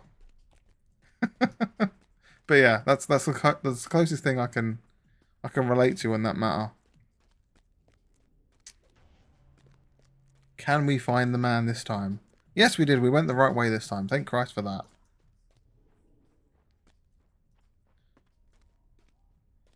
Jump down, break our legs quickly. Don't mind that. Okay, fire and ice. Here we are. Is he going to give us ain't good? No. No. No. Nope. And I think we'll keep that for now. Okay, there's that one done. Does he give us any other quests? No, he doesn't. Well, that puts me a bit of a sticky wicket. So we've got to now do this one, I think. But it's level 44. And I'm 39. So I feel like it's not the best. Yeah, dialects in different countries, I suppose. Yeah, I suppose that's literally what it comes down to, is a dialect thing. 100%. Which I also find very interesting that, you know, in a country you can speak the language of the land, yet people in different regions have different words for the same thing. I find that quite fascinating in some ways. Because you could be in the same country, but yet, you know, if I was to go up to Manchester or Newcastle or whatever, they would say the same thing as I'm saying, but just saying it differently. Speaking of fries, by the way, I air fried some. I hope there was enough to go round. I hope you're going to share. Who doesn't have an air fryer? Air fryers are the best invention of the 21st century, I think. They're so good. They could just make food so quick. It's brilliant. I think we've got to go up here now. Is this it? Chapter 6-1? No, it's not there. Although, I do have some quests there. It said the North Downs. This one. Ah, we'll go all the way over there. Yes, it's great. Yeah, air fryers are I can't remember the last time I used the oven, to be honest. I really don't remember. Because I tried to use the oven maybe a few months ago, and it just took so long to cook the thing. Well, I'm dieting, doing keto. So I see her eating the fries. It's borderline pornographic at this point. Hungry. Yeah. Yeah, that's rough. That is rough. I feel you though. I'm trying to lose some weight myself. So I feel that when you're like over Easter I went and visited family and they're all tucking into eggs. I'm like, no, it's fine. Thank you. But no, I'll leave the chocolate alone. Broke my heart. Like you said, it's borderline pornographic, especially when you're hungry. But yeah, trying to shed some blubber. Yeah, them chocolate eggs, bloody hell. It's difficult, especially when you like food. I wish I was one of them people that just didn't like food. Like my partner's sister, she's very much just someone who would just take or leave food. She'd just be like, oh yeah, I forgot to eat. And it's like, you haven't eaten in 2 days. You're like, it's fine. I'll have a snack, and then she'll just like eat like 10 bags of crisps and it'll be fine. It's like, I can't relate. Chocolate eggs are great. Yeah, it's one of the best parts of Easter, I suppose. Is the eggs. Not sure if you're like myself, where you won't just eat 2 or 4 little eggs. That's a family bag. Yeah. Yep. I can relate. Family bags don't mean much. It's like, this is big enough to not share. I don't want to. Or like a bag of Maltesers. In the UK, I don't know if it's the same elsewhere in the world, but they brand share packets for like the cinema thing. Like, oh, you're going to go to the cinema, you want to share a bag of sweet. No, that's for my fat face. You're having none. I'm eating them to myself. Because I'm a fat pig. But yeah, no, I can relate. 100% can relate. I think I'm going to travel back to Ilondim, because I think I'm done here. I know there is some quests around, but I just don't want to do them, I don't think. I think we're going to go back to Ilondim, move over to Bree, and then go to the North Downs. I think that's probably our sensible suggestion, or sensible thing to do, potentially.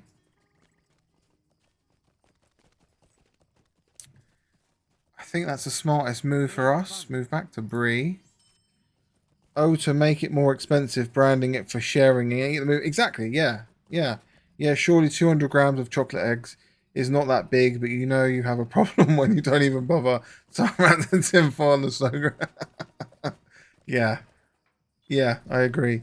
That's what they do, yeah. They brand it as a sharing thing for the movies, and they just basically make it, I suppose, a bit more expensive, but I don't know if it's just that I'm just a fat person and I can just demolish it no problem, or if someone of a smaller appetite would really struggle with a share packet, but it just seems like a normal amount. It doesn't seem anything crazy, but then again, that could just be a me problem. Who knows? So we've got to go up here. Maybe we should sort out our bits and pieces in the vault first, because I'm sure our inventory is probably going to be, pretty much full like it always is. So let's sort this out first. I enjoy food, but my stomach is small, so I eat smaller portions. Yeah, that's what I'm trying to do with my stomach. I'm trying to shrink my appetite. So in terms of my, I suppose, losing weight journey, trying to fast for as much as I can until I can't bear it anymore, and then just eating like protein and fiber. That's kind of what I've been trying to do, and it's very difficult to someone who hasn't done that before. Yeah, serving size for 4. I do feel guilty, but that's for future when I'm like Anakin Skywalker. What? No, literally, yeah, I feel that. Yeah, if it's good when you get into it. Oh, I have intermittent fasting. I imagine what that means. It's good when you get into it. Yeah, I mean, it's really weird. I feel like if I don't eat, I obviously get hungry, but I can suppress it by just drinking water and, riding through it. But then as soon as I've eaten something, it's like the floodgates are opened and I'm like, just feed me with anything you've got. it's it's the worst. And I don't know if that's just a me problem or if it's a thing that happens. But it truly is the worst. And I feel like sometimes I then just don't want to eat because then I don't want to compensate with that thing of like, oh, now that I've eaten, I now want to overeat, if that makes sense. Having a friend helps. I have a gym buddy. We do belly walks. Basically, we created a goal and kept one other accountable. Yeah, that's true. True. My partner is also trying to lose weight, so we're trying to encourage ourselves there. But yeah, it's just difficult. Weight balancing is just, I don't know. It's just it's a weird thing. Some people just seem to naturally be able to maintain a good weight, and I don't know, just my fat self can't. Oh, that's great to be a team. Yeah, no, definitely. Yeah. Trying, trying. It's a lifelong thing. It's not just an overnight problem to be solved. It's a lifelong what do you call it, goal, I suppose. It's one of those things, now that I've entered my 30s, it's like, yeah, it's time to start being serious about health because it's just going to get worse from here. Like, effectively, like, I'm in my prime and I'm certainly not in my prime. so yeah. Best bit of advice, exercise bike. First thing in the morning, I watch the Psychotic Ghost stream while I bike on an empty belly for an hour. 500 calories burn. Okay. Thank you for the tip. I appreciate it. Healthy lifestyle is key. No, it certainly is, especially as you get older. I mean, when you're younger, you can kind of, I suppose, blag it. But now that I'm 30, 31, I mean, it's like, got to sort my life out. Otherwise, I'm going to be 40 and just, I don't know, have a heart attack and die. Which isn't great. No one wants that. So, it's best to put in the precautions now. It's just difficult. It's just, I don't know. I suppose it's just easier. And anything easy gives you no reward. Doing the hard work is the reward. So, it's... Yeah. It's, like I said, it's a lifelong thing. It's not going to be an overnight miracle. Although I wish it would. That'd be great. But then again, nothing's worth doing without hard work, so... It will happen in the end. Either that or the heart attack will come first. That's such a bad thing to laugh about, but it is true. Albert. Yeah, I get you. Start small. Health is important. If you're having to pick up your belly and slide into a booth at the restaurant on top of the table, that's bad. I mean, I'm a big guy, but I haven't experienced that yet. And I hope I never do. But I'm a big fellow. But no, I've not experienced that yet. Well, the main motivation for me is I've got a trip to Japan that I've booked the end of the year, November. So I've got like 6 months to be a fitter person because that's going to be like every day, 15 to 20,000 steps, and Japan's just small. Everything's small in Japan, so I don't want to be this rotund big blob panting and having problems in Japan because I'm just too big. Broken beds and all sorts. I just don't want it. So, I'm basically not starving myself, but fasting and eating healthier and then also trying to be more active in my day-to-day life to then lead, hopefully, a healthier life as time goes on. You got this. 6 months is plenty for real. Cheap investment if you have space is a treadmill. It's like €200. Yeah, it's a good thought. Yeah. Yeah, it's a good point. Because then it's just there. And like you said, put on a stream or a show and... Yeah. No, it's a fair point. Yeah. I know there's time. It's just a bit daunting. Or just goes for a walk with the missus at night. Yeah. Yeah, it's true. There's plenty of ways. It's just being dedicated to it. And then once you make the start, that's the hard point. We're trying to get the whole diet thing started, and then getting the the fitness side of it sorted. Because I mean, just walking that much over the time we're there is just going to be a ball ache. Yeah, the first steps are the hardest. No, definitely. They definitely are. But then once you started, it should get easier from there. That's what I keep telling myself. Especially with fasting and eating healthier and that sort of stuff. It's like, no, this is worth it. Momentum, once it starts rolling, you got it. I appreciate the support. Thank you so much. It's very kind of you. You're both very kind people. Thank you so much. It's really nice. Do I need that? Bright dust? No, I don't need bright dust. Get rid of that. If not, you can roleplay an American one of those scooters rolling around Tokyo. Yeah. Yes, I've been doing intermittent fasting unintelligently for years now. I've gotten used to it. Yeah, I imagine it kind of gets to that point where it just becomes part of your routine of life. Where, you know, it would probably feel weird to eat differently or eat earlier or whatever your regime is. It would end up being strange.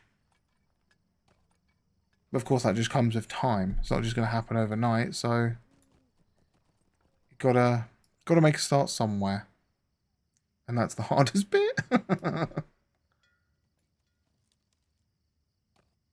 You eat croissants in a fall. Yeah, man, we need to eat that. Need to practice the accent first, then. I mean, not just croutons. Definitely. I think that's an understatement. Just had a full plate of fries. Exactly. See, not just croutons.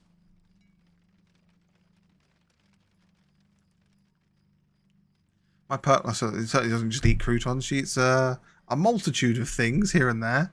I'd be worried if I just gave her croutons like a bird, just feeding her this bird feed. Are you okay there? Yeah, sure. I'm good with the croutons. And earlier, fish and veggies. Very nice. Good bit of protein, good bit of fibre. Can't go wrong there. Glittering essences. Get rid of them. We don't need those. Where are they? Get rid of that. Resin, we don't need that. Jeweler's scrolls, we do want those. That's Taylor. We don't want the Taylor ones. Get rid of them. Chicken and veggies, I mean. Ah, chicken, fish. Yeah, protein. No, I just... what did I have for dinner? I had broccoli and cauliflower. That was it. I didn't really fancy anything else. I wasn't really in the mood. But yeah, I just had that. Chuck it in the air fryer, 5 minutes. Bit of low calorie, low everything. Sweet chili sauce, salt and pepper. We're good to go. That was my meal for the day. I didn't really fancy anything else. Pretty good veg there. Yeah, well, you got to get your fibre. You've got to get your fibre. Fibre's important. Well done. Thank you. You're so supportive. Thanks, guys. I've never felt this supported in all my life. Thank you so much. I don't know what to say. I'm going to keep that on me for a second. Put that one in there. That in there. That in there. What is this? Speed run boost. Now we'll keep that. Keep that, keep that, keep that. Okay, cool, cool, cool. Right. Let's venture on. So yeah, thank you for the support. It's really kind of you. Really nice. Okay, let's move on to the taxi person and move ourselves to, was it the North Downs? Yeah, the North Downs is where we want to go. Hopefully I'm going to the right one. Really don't fancy having to run back, but there we go. It's pretty much the aim of the game at this point. It does feel a little bit like a running simulator at points. Yeah, boy. Thank you very much. It's very kind of you. Thanks for keeping me company. Thanks for being here. It's very nice. Thanks for stumbling upon my stream, I suppose. Okay, we are heading the right way. Good, good, good.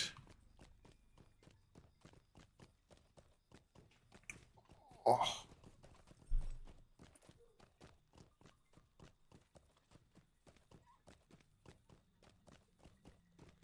Okay, North Downs. I really hope this is the right guy. Yeah, running simulator for sure. You haven't seen most of the world yet. No, I've seen a very small portion. I'd say like probably 5%. But it does feel very much like a running simulator at points. It's not a complaint. It's not a bad thing. What can I do for you? You got to get from A to B somehow. Yeah, usually we stream Mondays and Wednesdays with the group, 6 to 8 peoples, but holidays now. Then I saw your stream and was like, I got to annoy this man. No, you've not annoyed me in the slightest. I honestly more than appreciate the company.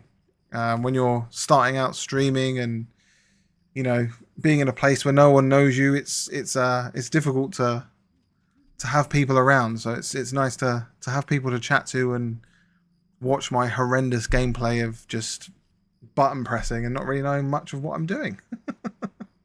And then Ghosty came in, I wanted to jump in and say hi too. Yeah. Community coming together. It's very nice, very humble. Lone Lands, no, that's not the right one, is it? It's Highlands. North Downs, no, saying all the wrong things. North Downs, does this dude do North Downs? No, he doesn't, it's the other one, I think. Bugger. You're doing great. You're doing well, and you haven't even started to take your clothes off or promote your OnlyFans. No one would want to see this.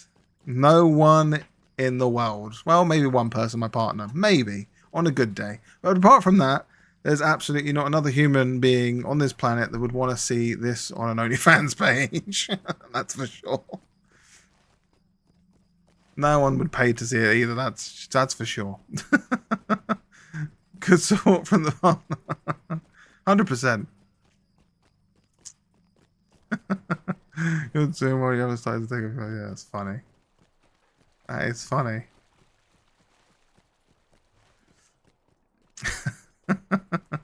Just imagining it now. Some sort of erotic Lord of the Rings cosplay, and yeah, I don't know. Is there people that stream like that on adult sites? Maybe that's a niche. Like actual gameplay, like people who actually are playing games. They're not like the hot tub section on Twitch and stuff like that. Like actual erotic streamers, but they actually are playing games as well. Is that a thing that could do well? Is that a business idea? Maybe. Or maybe they would just get too distracted and the game wouldn't really go anywhere. I would think so. If not, you found a gold mine. Potentially. I may have to look into that and research it. But then again, maybe it's just too distracting, all the nudity and other things. maybe that's why it doesn't work well. I do find it funny in like the hot tub category whenever it comes up on the recommended and like the game's this small, but then the picture of the person's massive. I do find that funny. So like I am playing Fortnite, but I am also half naked too. I find that so funny. It's like, oh, I'm playing games. It's just this small. Yeah, that's funny. I do find that entertaining. I don't know why. It's just a funny thought. Right, while I'm doing this this long journey to the North Downs, I'm quickly just going to refresh my drink and just check on something in the house. So bear with me. I will be back. Give me 2 seconds. I'll leave you with some music. So bear with me. And I'll be right back.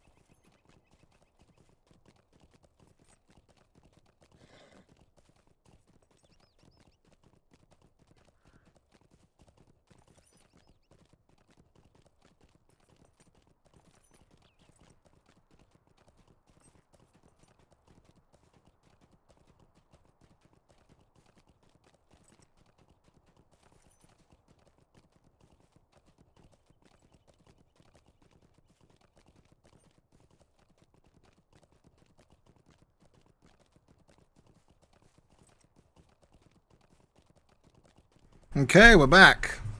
Sorry about that. Just needed to refresh the drink. It is thirsty work. Speaking. That's a weird thing to say. I don't know why I said that. Back to the game capture. There we go. That's the one. Okay. That one's still riding the horse as well. Jesus. Couldn't even get a quest. Not quest. A quick travel here. Then the other stuff exists too, probably. I imagine it's out there. I imagine there's definitely a site out there that provides that service, as you as you could say. It has to be out there somewhere where they've blurred the lines between gameplay and erotica, which is a very strange thought. But yeah, I'm sure it's out there somewhere. I'm sure some people are doing it, and they're probably making a fortune. And good on them. Why not? As long as they're not hurting anyone, what does it matter? That's my my thinking behind it. Okay, so then we go from here, and I need to go over to this one, which is Esseldin. Can this guy take me to Esseldin? Greetings. He can. Let's go to Esseldin. Another journey. Another slow and arduous taxi. But so glad to see more Lotro streamers. No, definitely. Yeah, it's a growing category, that's for sure. I mean, there's like, I think 100,000 people that follow the category, which is cool. Which is good. The reason why I started playing Lord of the Rings online was because of someone on TikTok. They were making a TikTok about it. It just randomly came up, and I was like, oh, there's a Lord of the Rings game. I didn't even know about that. Or like MMO game. I had no idea. So I looked into it, and I was like, oh, cool. This is a thing. Let's give it a try. And that's, as we spoke previously, about why I'm on the American servers, because I thought, oh, I don't know if there's too many people playing it. And I joined, and it was like, oh, look, there's just people, as we see here. Look, there's just people around, which is really cool. I have to be right back in just 2 seconds. I'm just getting a phone call. Bear with me, guys. 2 seconds.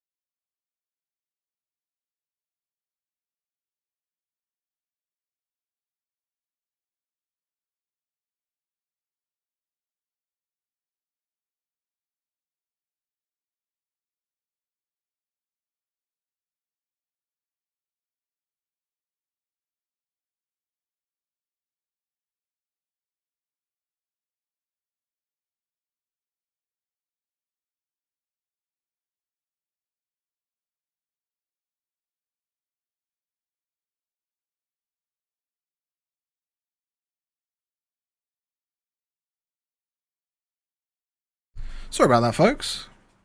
Apologies. When the phone rings, it must be answered. There we go. Back to there. Back to my ugly mug. What do we have here? Yes, you meet nice peeps down the way, some asking about the game or life advice, like when is the best time to ask if your best friend. When's the best time to ask your. When's the time to ask your best friend's ex out? Now that's a conundrum.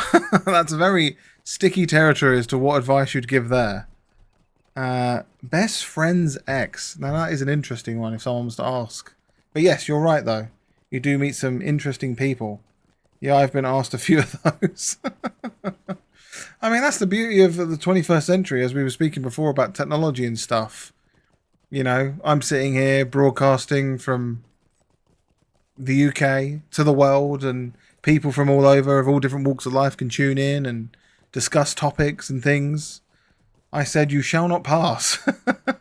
Yeah, I mean, best friend's ex is probably not a good territory to go to be fair. It's never going to probably end well. You're probably going to either lose a friend, or if it doesn't pan out with the potential love interest, then you've lost two people. So probably best to find someone else, is what I would have said to the person. But if they want to pursue, then go for it.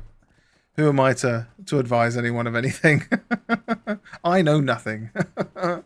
I'm simply but a 4 IQ idiot majority of the time.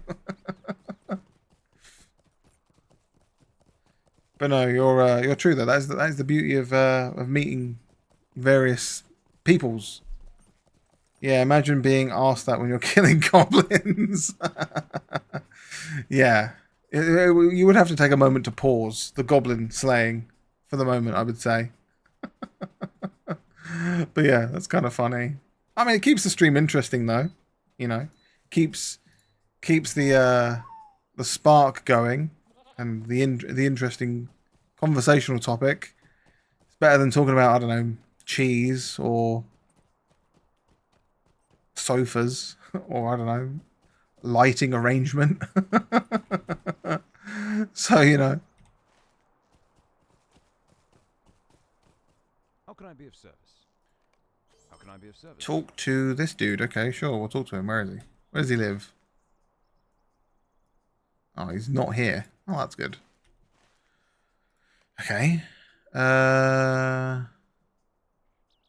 Somewhere north of Ramduath.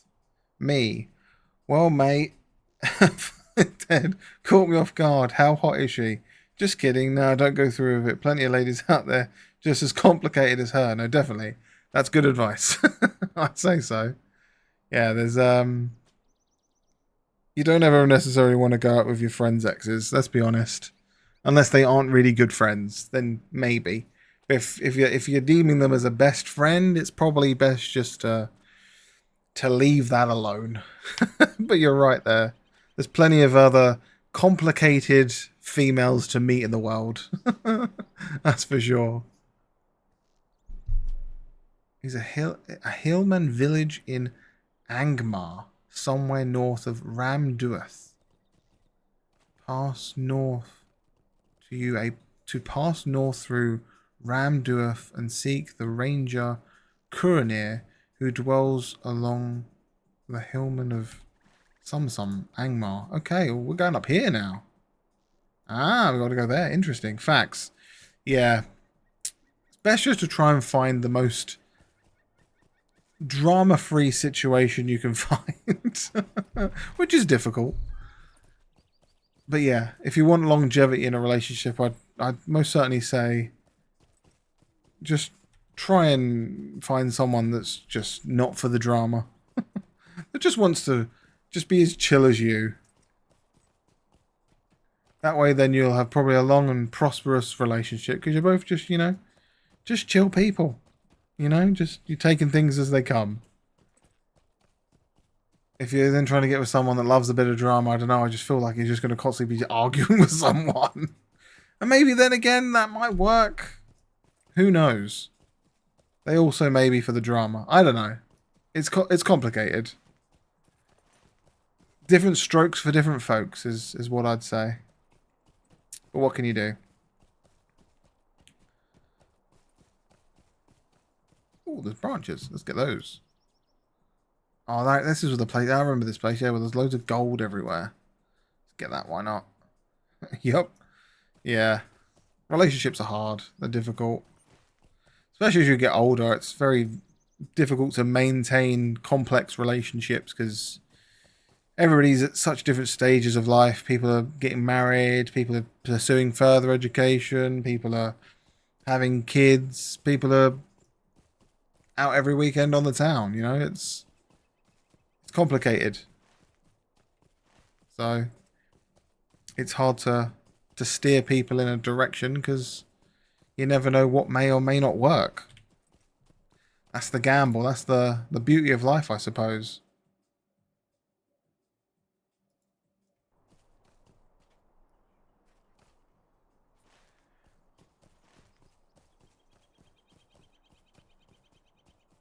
Or the mystery, I suppose, the mystery of life more than anything.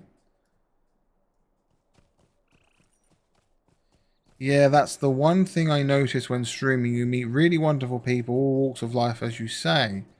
And you grow a good connection, and even with other streamers. Now I've got my Rat Pack whenever I sign on. Love hearing about their day and what they've been up to, good or bad or whatever. No, exactly. That's one of the reasons why I decided to start doing a streaming thing. It was like I found this game. I was like, oh, that's a cool new start.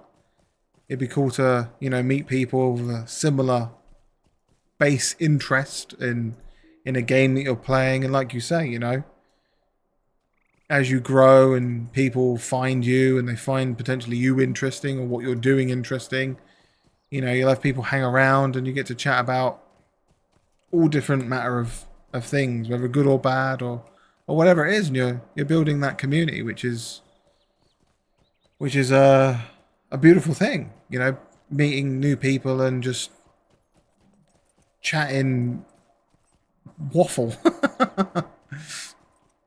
Heck yeah, exactly. And that's the beauty of it. That's where I feel like a lot of these younger people who see the likes of Kai Cenat and I don't know, the big streamers, XQC and whatnot, and they're like, oh yeah, I can do that. And they're kind of like just wanting to do it for money and you know, monetary gain. And it's like, nah, well, you know, if those people are kind enough to do that further down the line, that's amazing. But it's not about that. It's about, you know, meeting new people and just connecting and just sharing a shared interest and seeing where it goes from there. And you'll meet other people that stream as well and you can support them and watch their streams and things like that. True, like Vitaly or Johnny Somali. Yeah, no, you don't want to be like those guys. You don't want to be like either of those guys, that's for sure. Yeah, definitely not. Definitely not. I can't believe what Vitaly did in the Philippines. What an absolute dickhead. Like, what an arsehole. And the crazy thing is, I don't know how much you watch of those guys' streams, but the guy who got wrapped into it, the cameraman, Sly Kane, he's like one of the most nicest, genuine, friendly people you could ever watch stream. He's so wholesome and so kind. And yet he's been wrapped in this weird web of just nonsense. No, I'm going to go to jail. Yeah. Yeah, I hear nice things about the cameraman. He is safe though. Yeah, no, I've been watching Sly Kane since he first started streaming. So the reason how Sly Kane came about, I don't know how much your knowledge of the IRL kick streaming scene is. But there's this guy called Suspenders. I don't know if you hear about him. He's just a bit of a creature. But Sly Kane was his Suspenders, his old childhood friend. And Suspenders went back to the Philippines and met up with him and was like hanging out and showing him the streaming thing. And Sly Kane was like, oh cool, I'll try that and give that a go. And Suspenders bought him his first phone and taught him all the technical aspects of streaming. And he's kind of just like grown and grown from there. So we kind of gave him a bit of a platform. And yeah, we've just been growing from strength and strength. And because Suspenders is very much in the group with the likes of Ice Poseidon and Sam Pepper and a lot of the bigger IRL streamer people on Kick, it kind of just like he was then part of the group as well because of the mutual connection with Suspenders. So when they've then traveled to the Philippines, he's like the guy to go to. And he just kind of like snowballed from there. And he's kind of just met a lot of the bigger streamers, and he's just a humble, nice guy who's just trying to, you know, make way in the world for his family. He's got a couple of kids. He also, I think, has 2 wives, which is an interesting situation. But it works for them. And yeah, he's just a nice dude. Like he's just a normal, nice guy.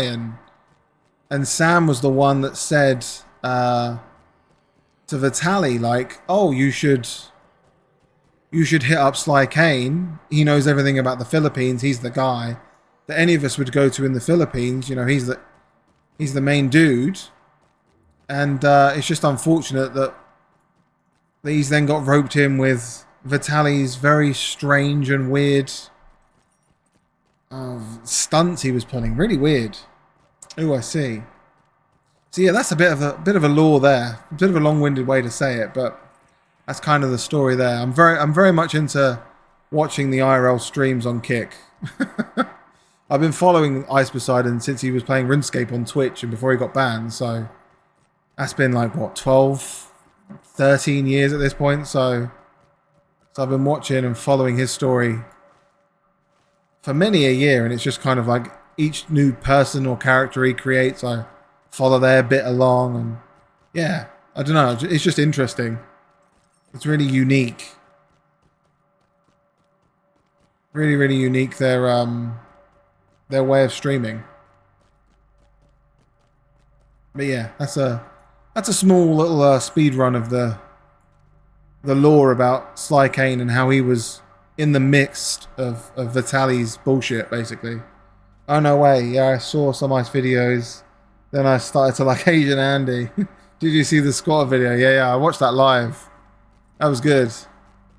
Yeah, Asian Andy's a funny guy.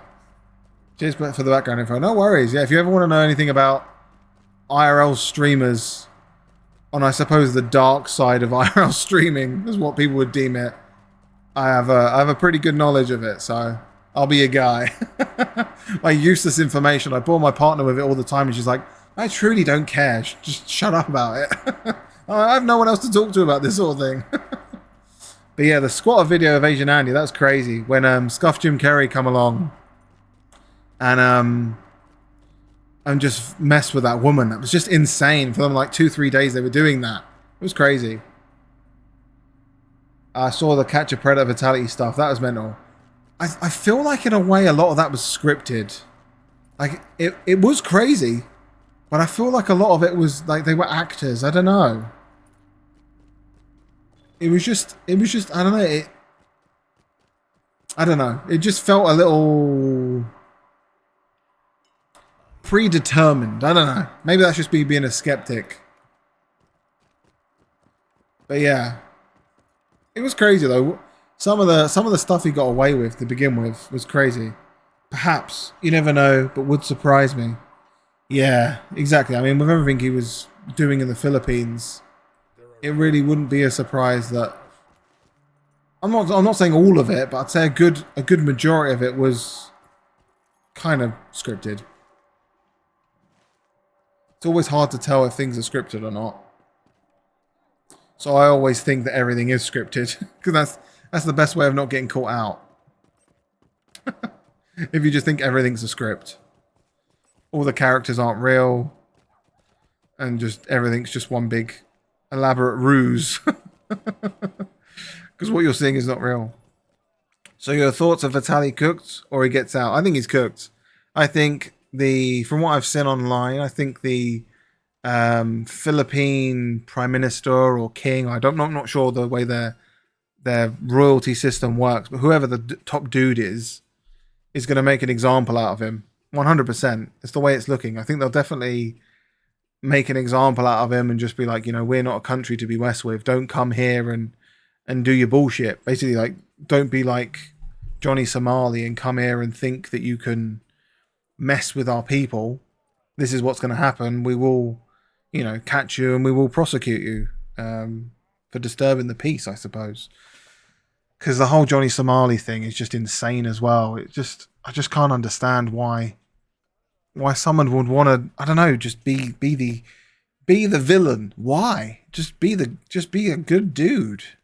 I don't know. I suppose there's always got to be a villain, but yeah. Yeah, made an example of. Sort of harsh, 25 years though. I mean, yes, I agree. That is extremely harsh. But then again, I think it just sets the precedent, doesn't it?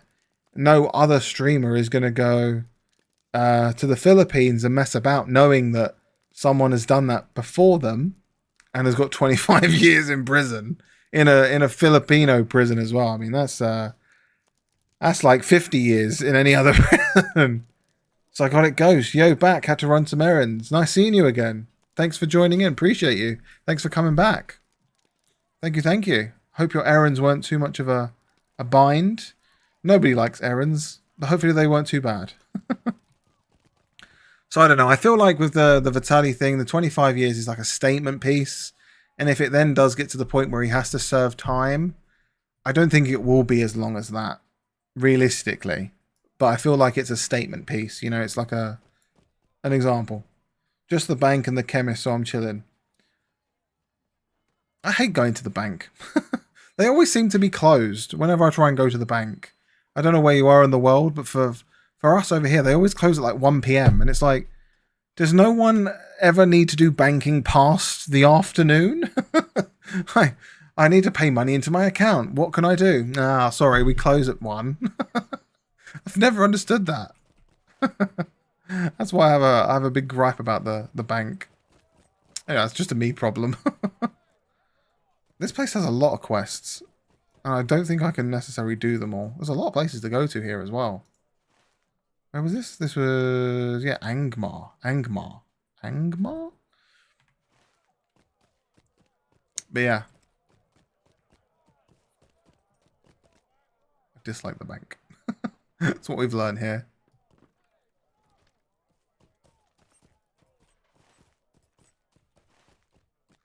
It was like, I don't know how much you saw of when Ice was in Thailand and he got arrested. They were very much trying to do the same thing to him, make an example.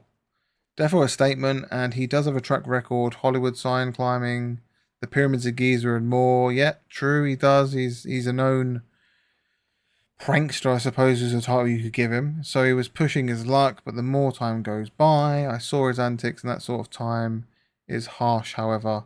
The buck has to stop somewhere. No, definitely. Banks here are open till 5 p.m. or something. Think California for my location. Thank California for my location. No, definitely. I wish the banks here would close at 5, but they just don't. It's like 1, maybe 2 at a push. That's it. You're out of luck. I might get a job in a bank, actually. I mean, it's an easy day, isn't it? 9 till 1. That's easy. But no, you're right there. The buck has to stop somewhere. He's just come unstuck. You know, his 9 lives, so to speak, if he was a cat, have just, you know, run out. It's going to happen sometime if you keep messing about in countries. You're not in America anymore. It's not as easy to get away with stuff. I wish our banks closed at 5. That would be so nice. I'm very jealous. Basically, like, go to the bank early or you're just not going to go at all. Alright, let's see what these quests want. Talk to some dude. It's a 43 quest. It might be okay. I'm nearly at 40. It should be okay. It's not too far off. It's not too far out. Discover what became of Durrell. Okay. Family history.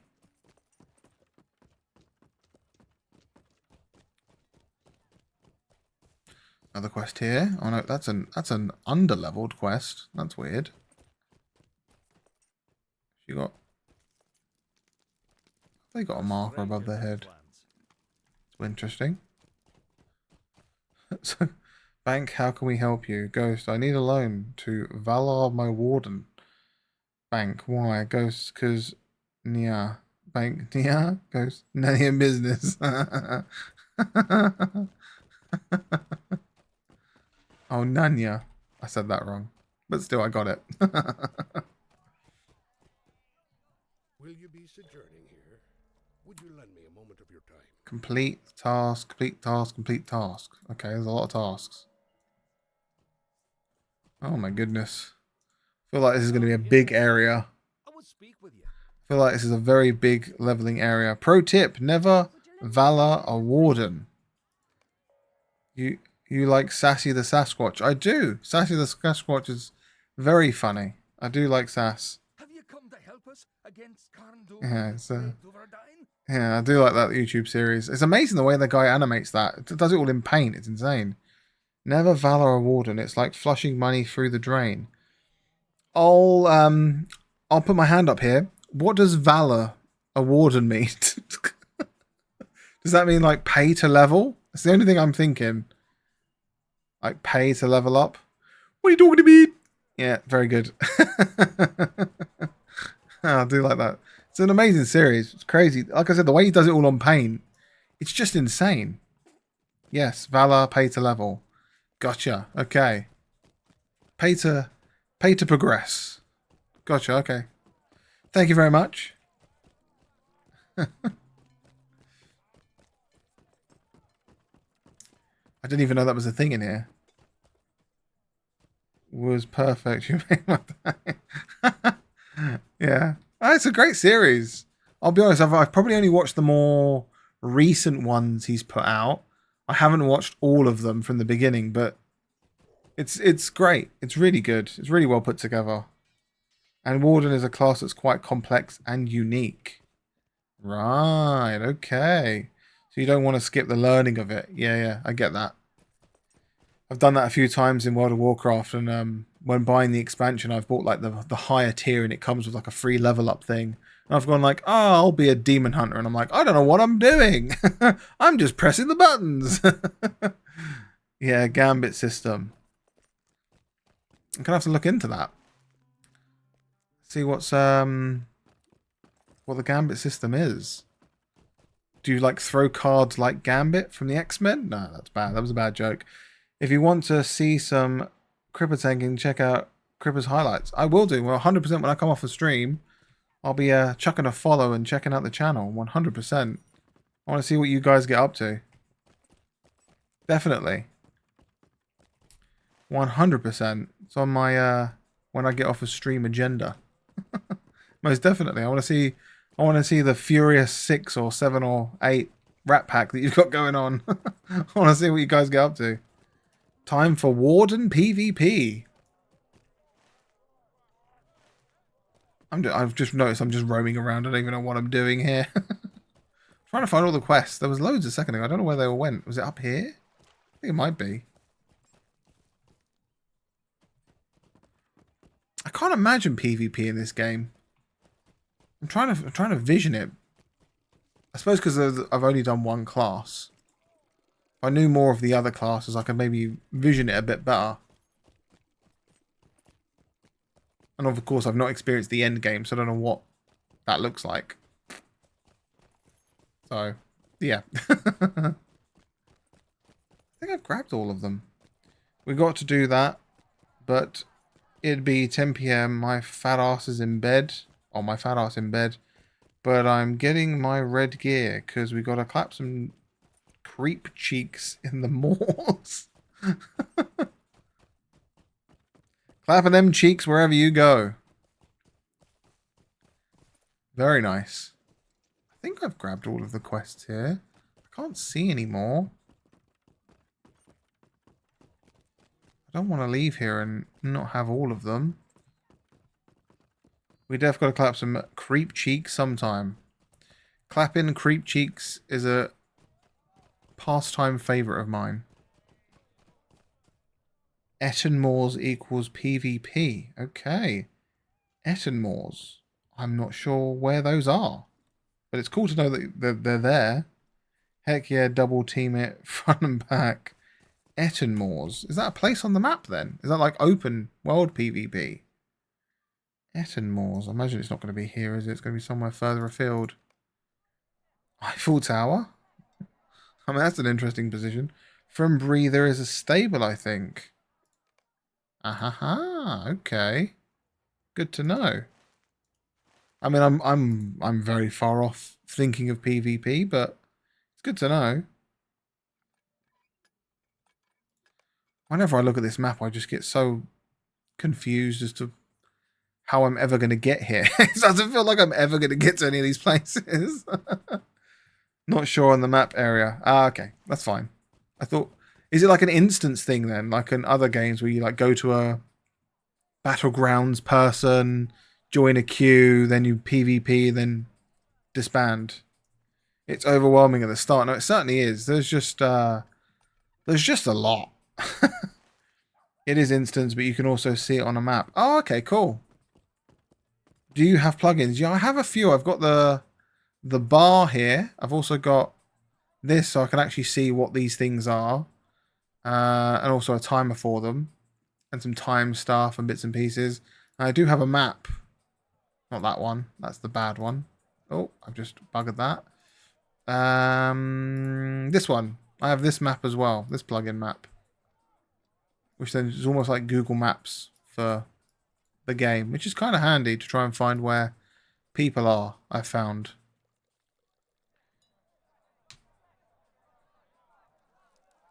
Oh, I see now. Yeah. I've got a few. There's a few bits and pieces that I saw that thought they were very handy and interesting. I just wish there was an overhaul of the map. I wish I could make this a mini map. Because I just like every time I check it, it's completely full screen. But I couldn't see one that could do that.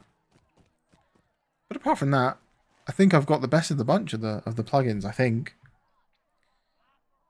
So I got it. Ghost is teaching me the way of the Warden because we need more chaos in Moors. We will, brother. We just got to sit down one day and learn the shit. Wait, hold on. I have a marker here. What have I got? Who have I got to speak to? One that might be useful to is about where to go for every level. Aha! Okay, I'll have to look into that. Because I've kind of just been following the main quest line and just like tottering along and picking up all the quests in the areas just to level, I suppose. It's kind of all I've been doing so far as to where I'm going. So far it's been okay. I feel like I'm coming to the point where Chronog's challenge. I'll complete these tasks. Okay, I've got to do other stuff. I can have that in. Yeah, I feel like at this area, I think I'm going to be underleveled. I think that's going to slowly be a thing. But it's okay. I'll figure it out. Maybe. Hopefully. But no, I definitely think that's a good idea for a plugin. I'll have to look into that one. Because it would be nice to know if I'm in the right place for the right level. Because, yeah, I think everything here is going to be orange. Yeah. But it should be okay, because I'm nearly level 40. So it should be okay. I think. Can I do these yet? Dwarf iron. We can. Brilliant. Yeah, I think I should be alright. Maybe. Have I got to kill any of these? Maybe. If it wants to give me the tooltip. Nope. No, it doesn't. No, that's just a normal beast. That's a nothing. Okay, fine.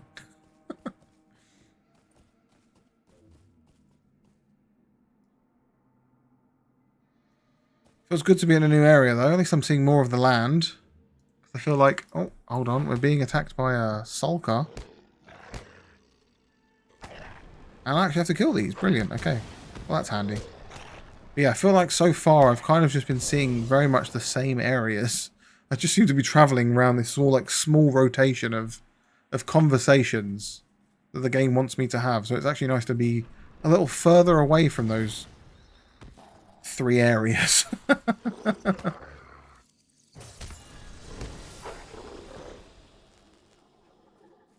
Which is quite a nice change of pace. Because I feel like I've been in those areas for the longest time.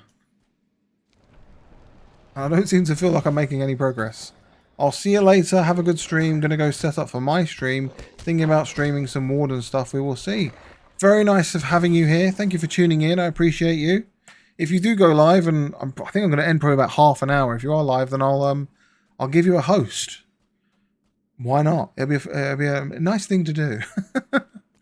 Hosting on Twitch is really weird. It never seems to really work for me.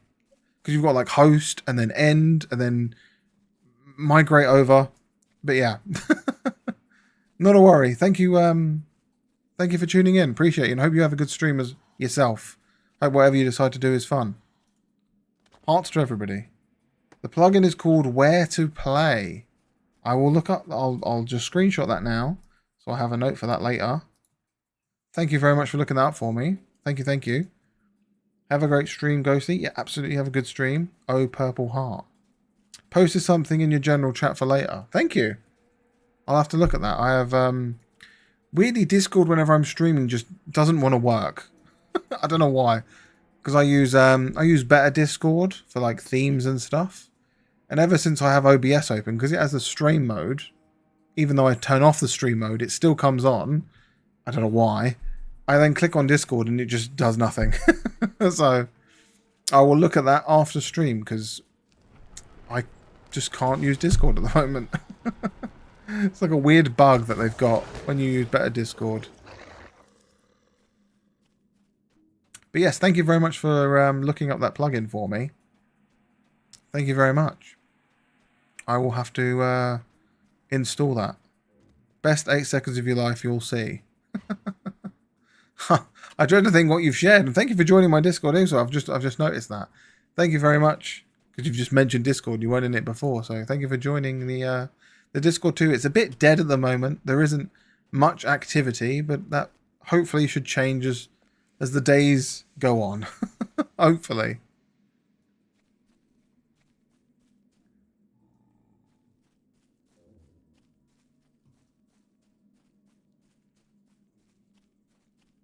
Oh, there's another one. Let's get this one. How many more of these have I got to kill? 4 more. That's also something I like in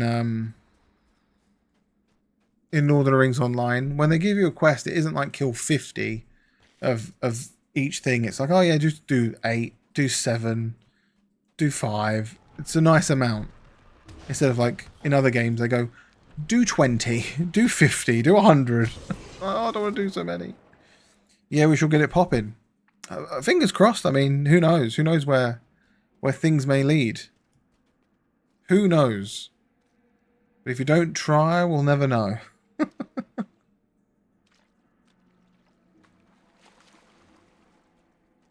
Who's this guy? He's just chilling. He's just chilling with his. What's he cooking? Anything nice? That looks like a. Looks like a pig. Fair enough. Just chilling by his tree and skinning some animals and cooking some meat. Sounds like he's living the life, living the dream. Looks like he's having the time of his life.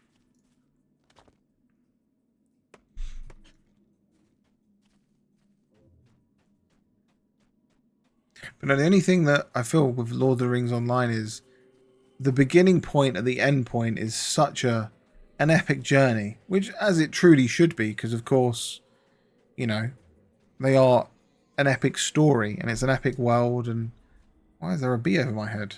That was weird. Have I aggroed this? No. But in terms of actual like playing it, my word, does it feel like a journey? I did aggro something.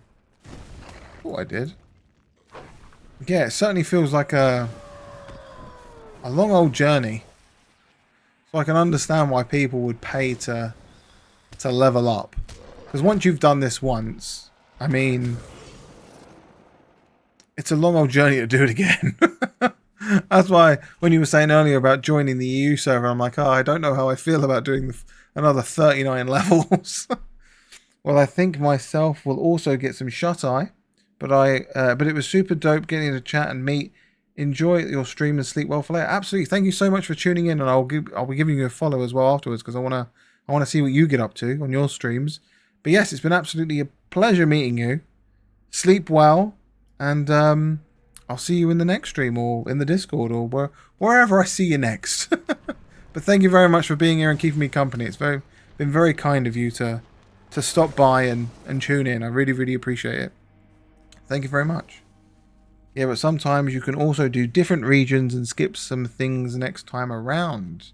Ah, I didn't realise that. I thought it was very much like a pathway that you was leading because of the books that you're following. Back at ya. See you on the next one, Defo. Thank you very much. I appreciate it. And have a good rest of your stream and sleep well. Same to you as well. Thank you for tuning in. Thank you both for being here. Very, very kind of you.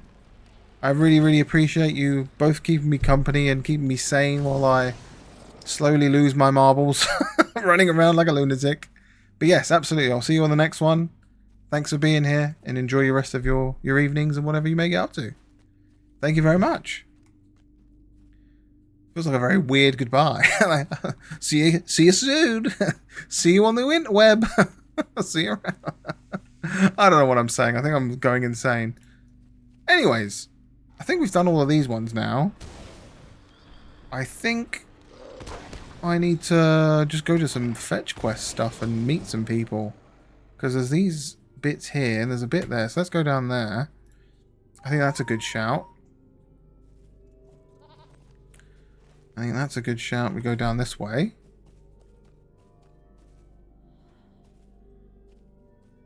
Bit of ore to capture. Some. I wonder if I can do the branch. Can I do the branch? We can do the branches as well. Brilliant. Well, that's good. I do need to craft all of this stuff, actually. Massively what I've got to do.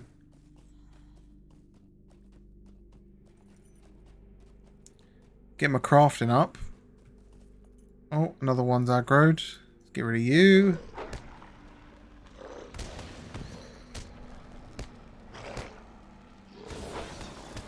Hurrah! Level 40. Look at that.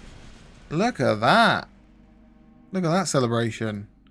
I love that level up. That's so cool. That's a cool way to level up. Right, what does that all do? I've got a new skill. What's this? Do not fall this day. Places an effect on someone that revives them on defeat. Oh, so it's like a soul stone.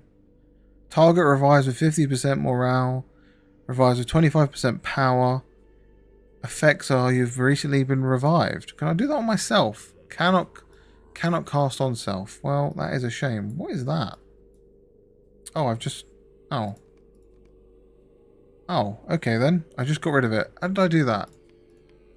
How the hell do I find the skills? Where are the skills? Skills, where are you? Am I blind? Yes, I am. Character. Skills, there we go. Where was that skill? That one there. What's that icon? What is that? Pot of Restoration. Get rid of it. You've got to die, maddened hill beast. Get rid of you. Okay, so that can just sit on there. I don't really need that now, but it's hella cool that I've got that. What's this one? Steady hands. Okay, yeah, I know that one. I think I've got everything on the bars. Passive, fellowship. Oh, there's fellowship skills. I didn't even know that. Fair enough. Very cool. What else is there to check? We have new mail. A gift for a hero. Even heroes will find themselves in need someday. There are some materials of worth within this present. Ooh, it's like my birthday all over again. Detach. Open. What do we got? Enhanced XP. Oh, this item provides no benefit if you're at the level cap. Enhance you the amount of enhanced XP based on your level, doubling the XP that you gain from defeating enemies and completing quests. Oh wow, okay. So it's an XP boost. This increases character XP, legendary item XP, and mounted combat XP. Mounted combat XP? That's the thing. When using this item, enhanced XP is representative by the blue bar. Oh, okay. So it's one of those ones that just gives me a chunk of XP up front. Cool. Elite Mark Acquisition Boost. When used, additional marks are gained from participating in skirmishes. Well, we're not doing that yet. Slayer Deed Accelerator. Accelerates the progress of most Slayer deeds by counting each kill as 2. Deeds for skirmish. Okay, that's cool to keep as well. Very cool. Okay. I like that. I like that. That is nice. Okay, great. Well, that was a well worth level up. Very good, very good.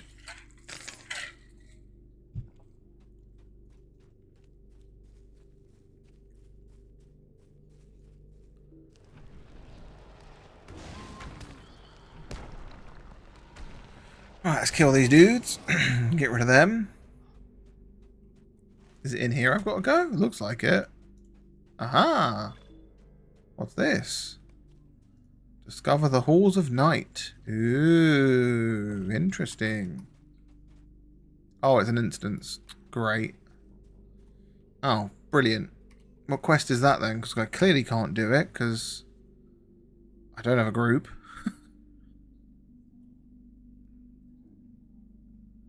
What one is it? Family history.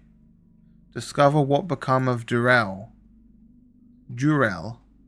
The halls of night may be found in the hills of the east of Aghire, beyond the northern gate. Discover what become of Durell in the halls of night. I get 60 medallions. But it is an instance quest. Bugger. If I just walk into it, what does it do? Halls of night. Oh, there is people doing it. So maybe I can find a group at some time. Other Halls of Night. Level 40 to 150. Tier 1. Minstrel Captain. Huh. Interesting.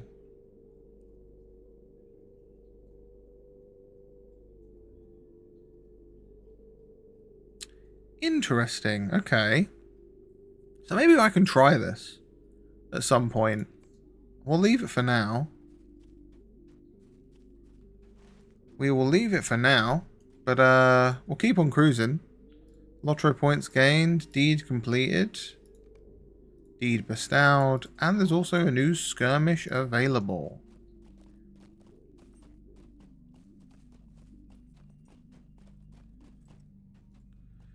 Okie dokie. Karaoke. Do. There's a very lot of things here that I've got to do. I don't really know what it is, but ah, orcs. Okay, we can kill them, no problem. See you later, lads. Yeah, have a nice day.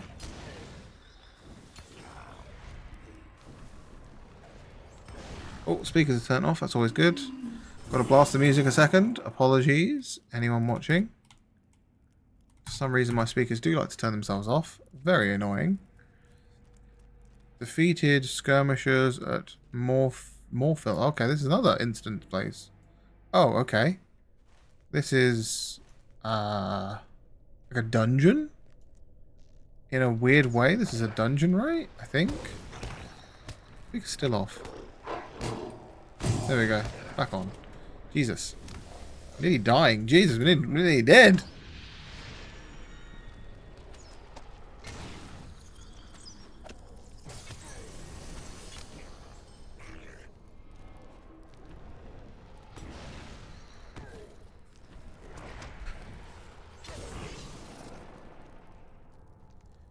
I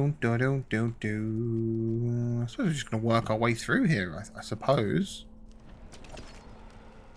I suppose that's best, to just work our way through.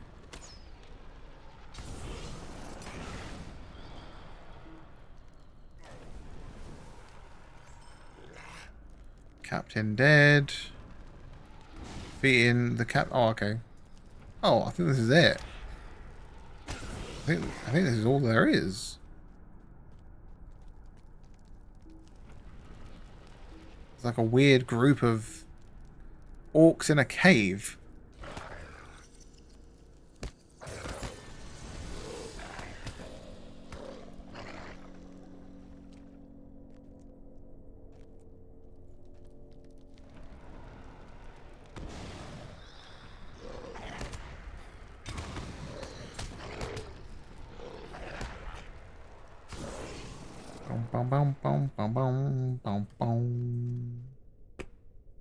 Okay. Interesting. I don't even know what quests these were.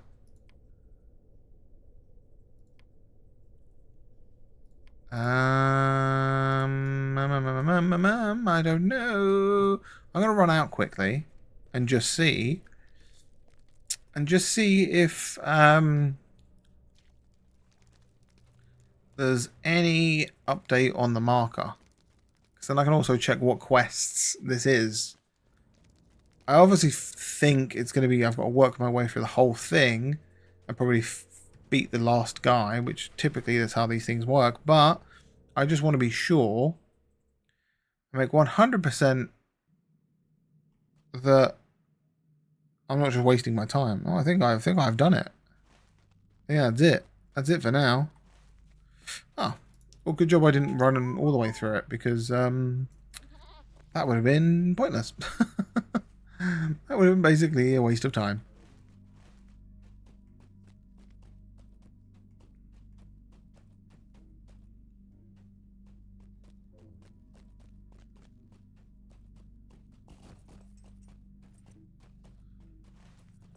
Do do do do do.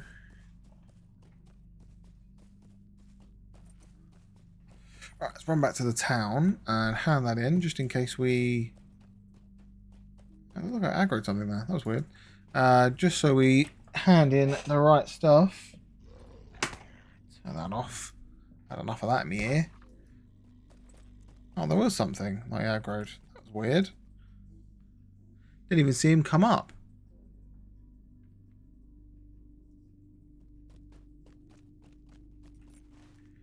Do do do do do do do. What's a dude? Look at him go! Look at him go!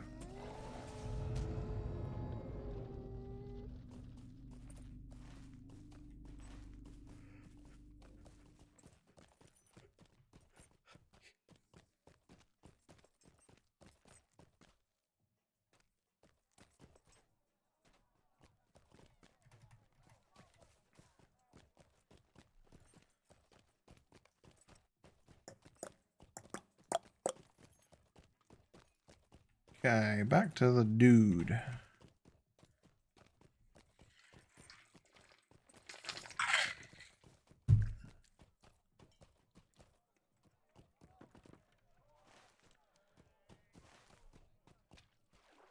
Oh, okay. They've both got quests. Okay, hand you in. Hand you in. Pick one. Doesn't really matter. Not friendly to the unwary. Okay, no more quest to give me. That's fine. Oh wait, there's another quest in there. What is it? Granog's challenge. No. Family history. No, that's that one. Okay, there's that one. Into the high pass. Don't know where that one's taking me. Into the high pass. No idea. Real treasure. Not seeing it. Nope. Can't see real treasure on the map. Glorindale's company. Can't see that on the map either. Can't see any of those on the map.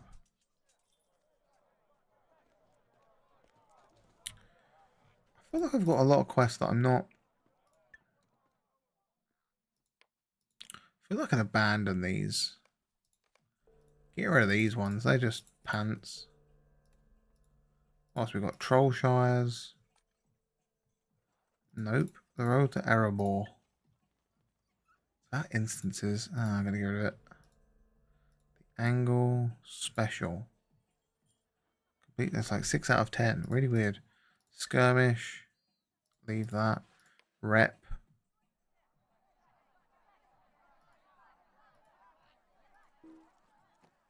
Tracker is full.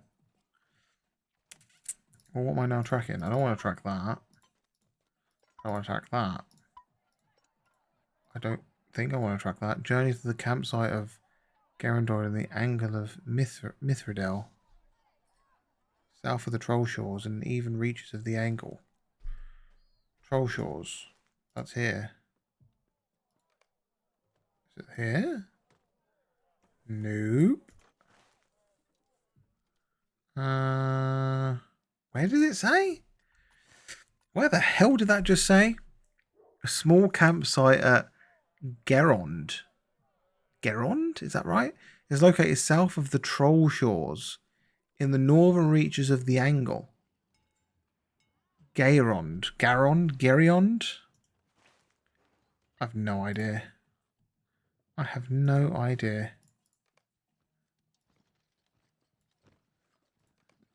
Nope. Nope. Well, it said the Troll Shores, right? It's like a riddle. Located south of the Troll Shores. So it's south of the Troll Shores. Here's the Troll Shores. Here's south. Is it this? No, maybe. I don't know. I'm not too sure. I can't even remember the name of it now. There's something wrong with my brain. Journey to the council at Gerond in the angle of Mythadel. Bro, I don't know how to pronounce these words. Can't be too far because obviously this is quite high level areas. Can't even find the marker. Nope. Nope.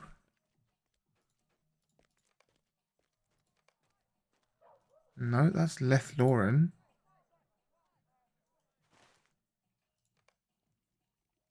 I honestly cannot find it.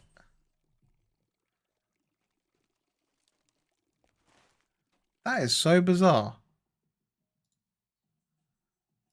I genuinely don't know where this quest is trying to take me to. I have no idea.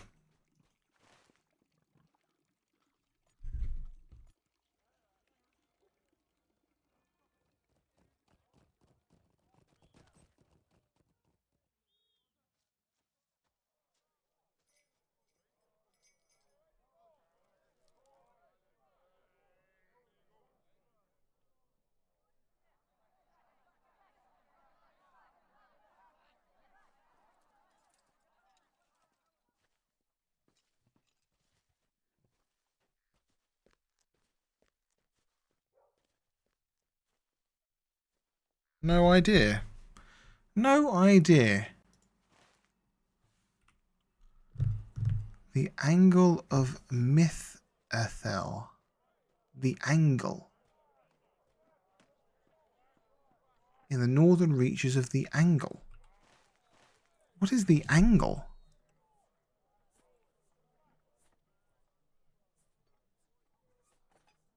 North Downs, Bree, Lonelands, Weathertop, Swanfleet.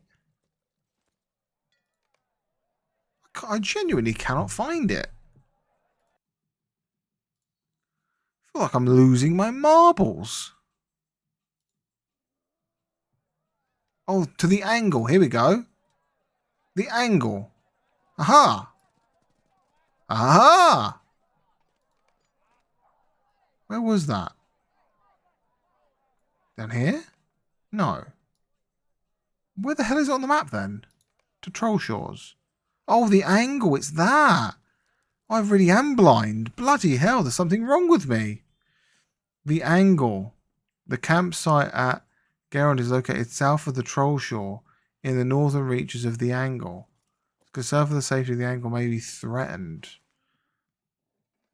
So it's still in the Troll Shores. It's just this, but I don't even have a marker. Hold on, it's because I'm not tracking it. That would make bloody sense. Oh, I'm so stupid. But it's still no marker. How does that make sense? That is beyond confusion. Yep. No, I'm not getting it. I'm just going to get rid of it. I'm going to cancel that quest. See ya. I've spent too much time looking at it. It's getting on my nerves. The real treasure. Bring the strong boxes to someone else. And find Ewind or Iwind and his companions in the high pass. Through the passage that runs past Pinnifuini and through Kirith Duar. So the Misty Mountains. Which is where we just came from. So it must be this one, right? Am I tracking that into the high pass? Yeah, it's this quest that I couldn't find. I had no idea what to do. Into the high pass.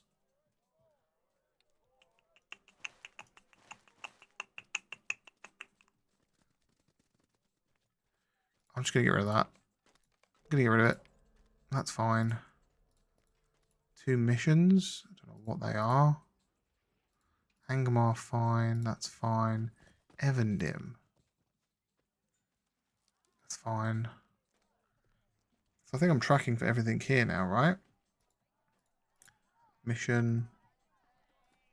Misty Mountains. Reputation. Skirmish. Special. Troll Shores. West of the North Downs. West of the North Downs. Over here. Evandim? It must be this one, right? What quest is that?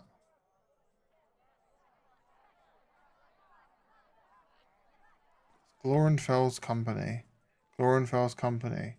Okay, so we'll take that off for now, because obviously we don't need that. Because that will just confuse me. Okay. We're here. I'm done having a brain hemorrhage. Apologies to anyone who is watching that just had to experience that, if there is anyone. That was mind-numbing.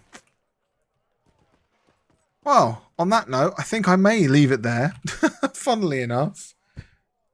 I think that's enough for one day. I think I've sorted out everything I need to sort. I'll do my inventory off stream, that's fine. 10 minutes shy, I think, of 3 hours, but I think I've had enough. I think we're good. I don't think there's actually anybody here. So what we'll do then is we'll look for a host. We will look to see about hosting somebody. We did say about Psychotic Ghost. Let's see if he's online. Let's raid. And let's... Let's have a look. Lord of the Rings. Yep. And see if he's there. He's not. That's weird.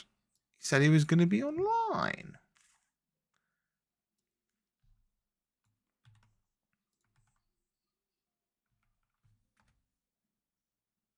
He's not live.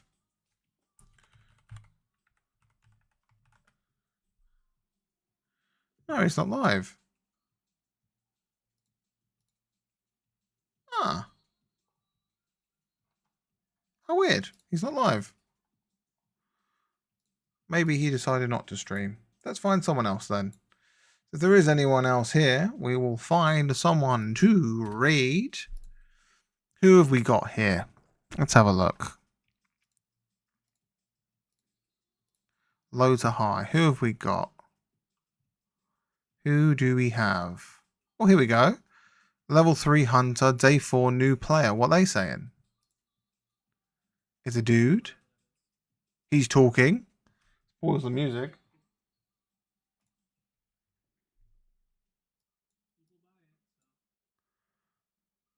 I mean, he's a new player.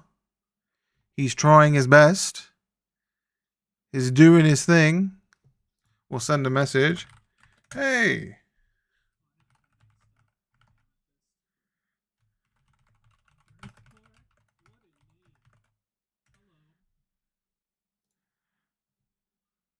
Here we go. Goodbye. Good day, everybody.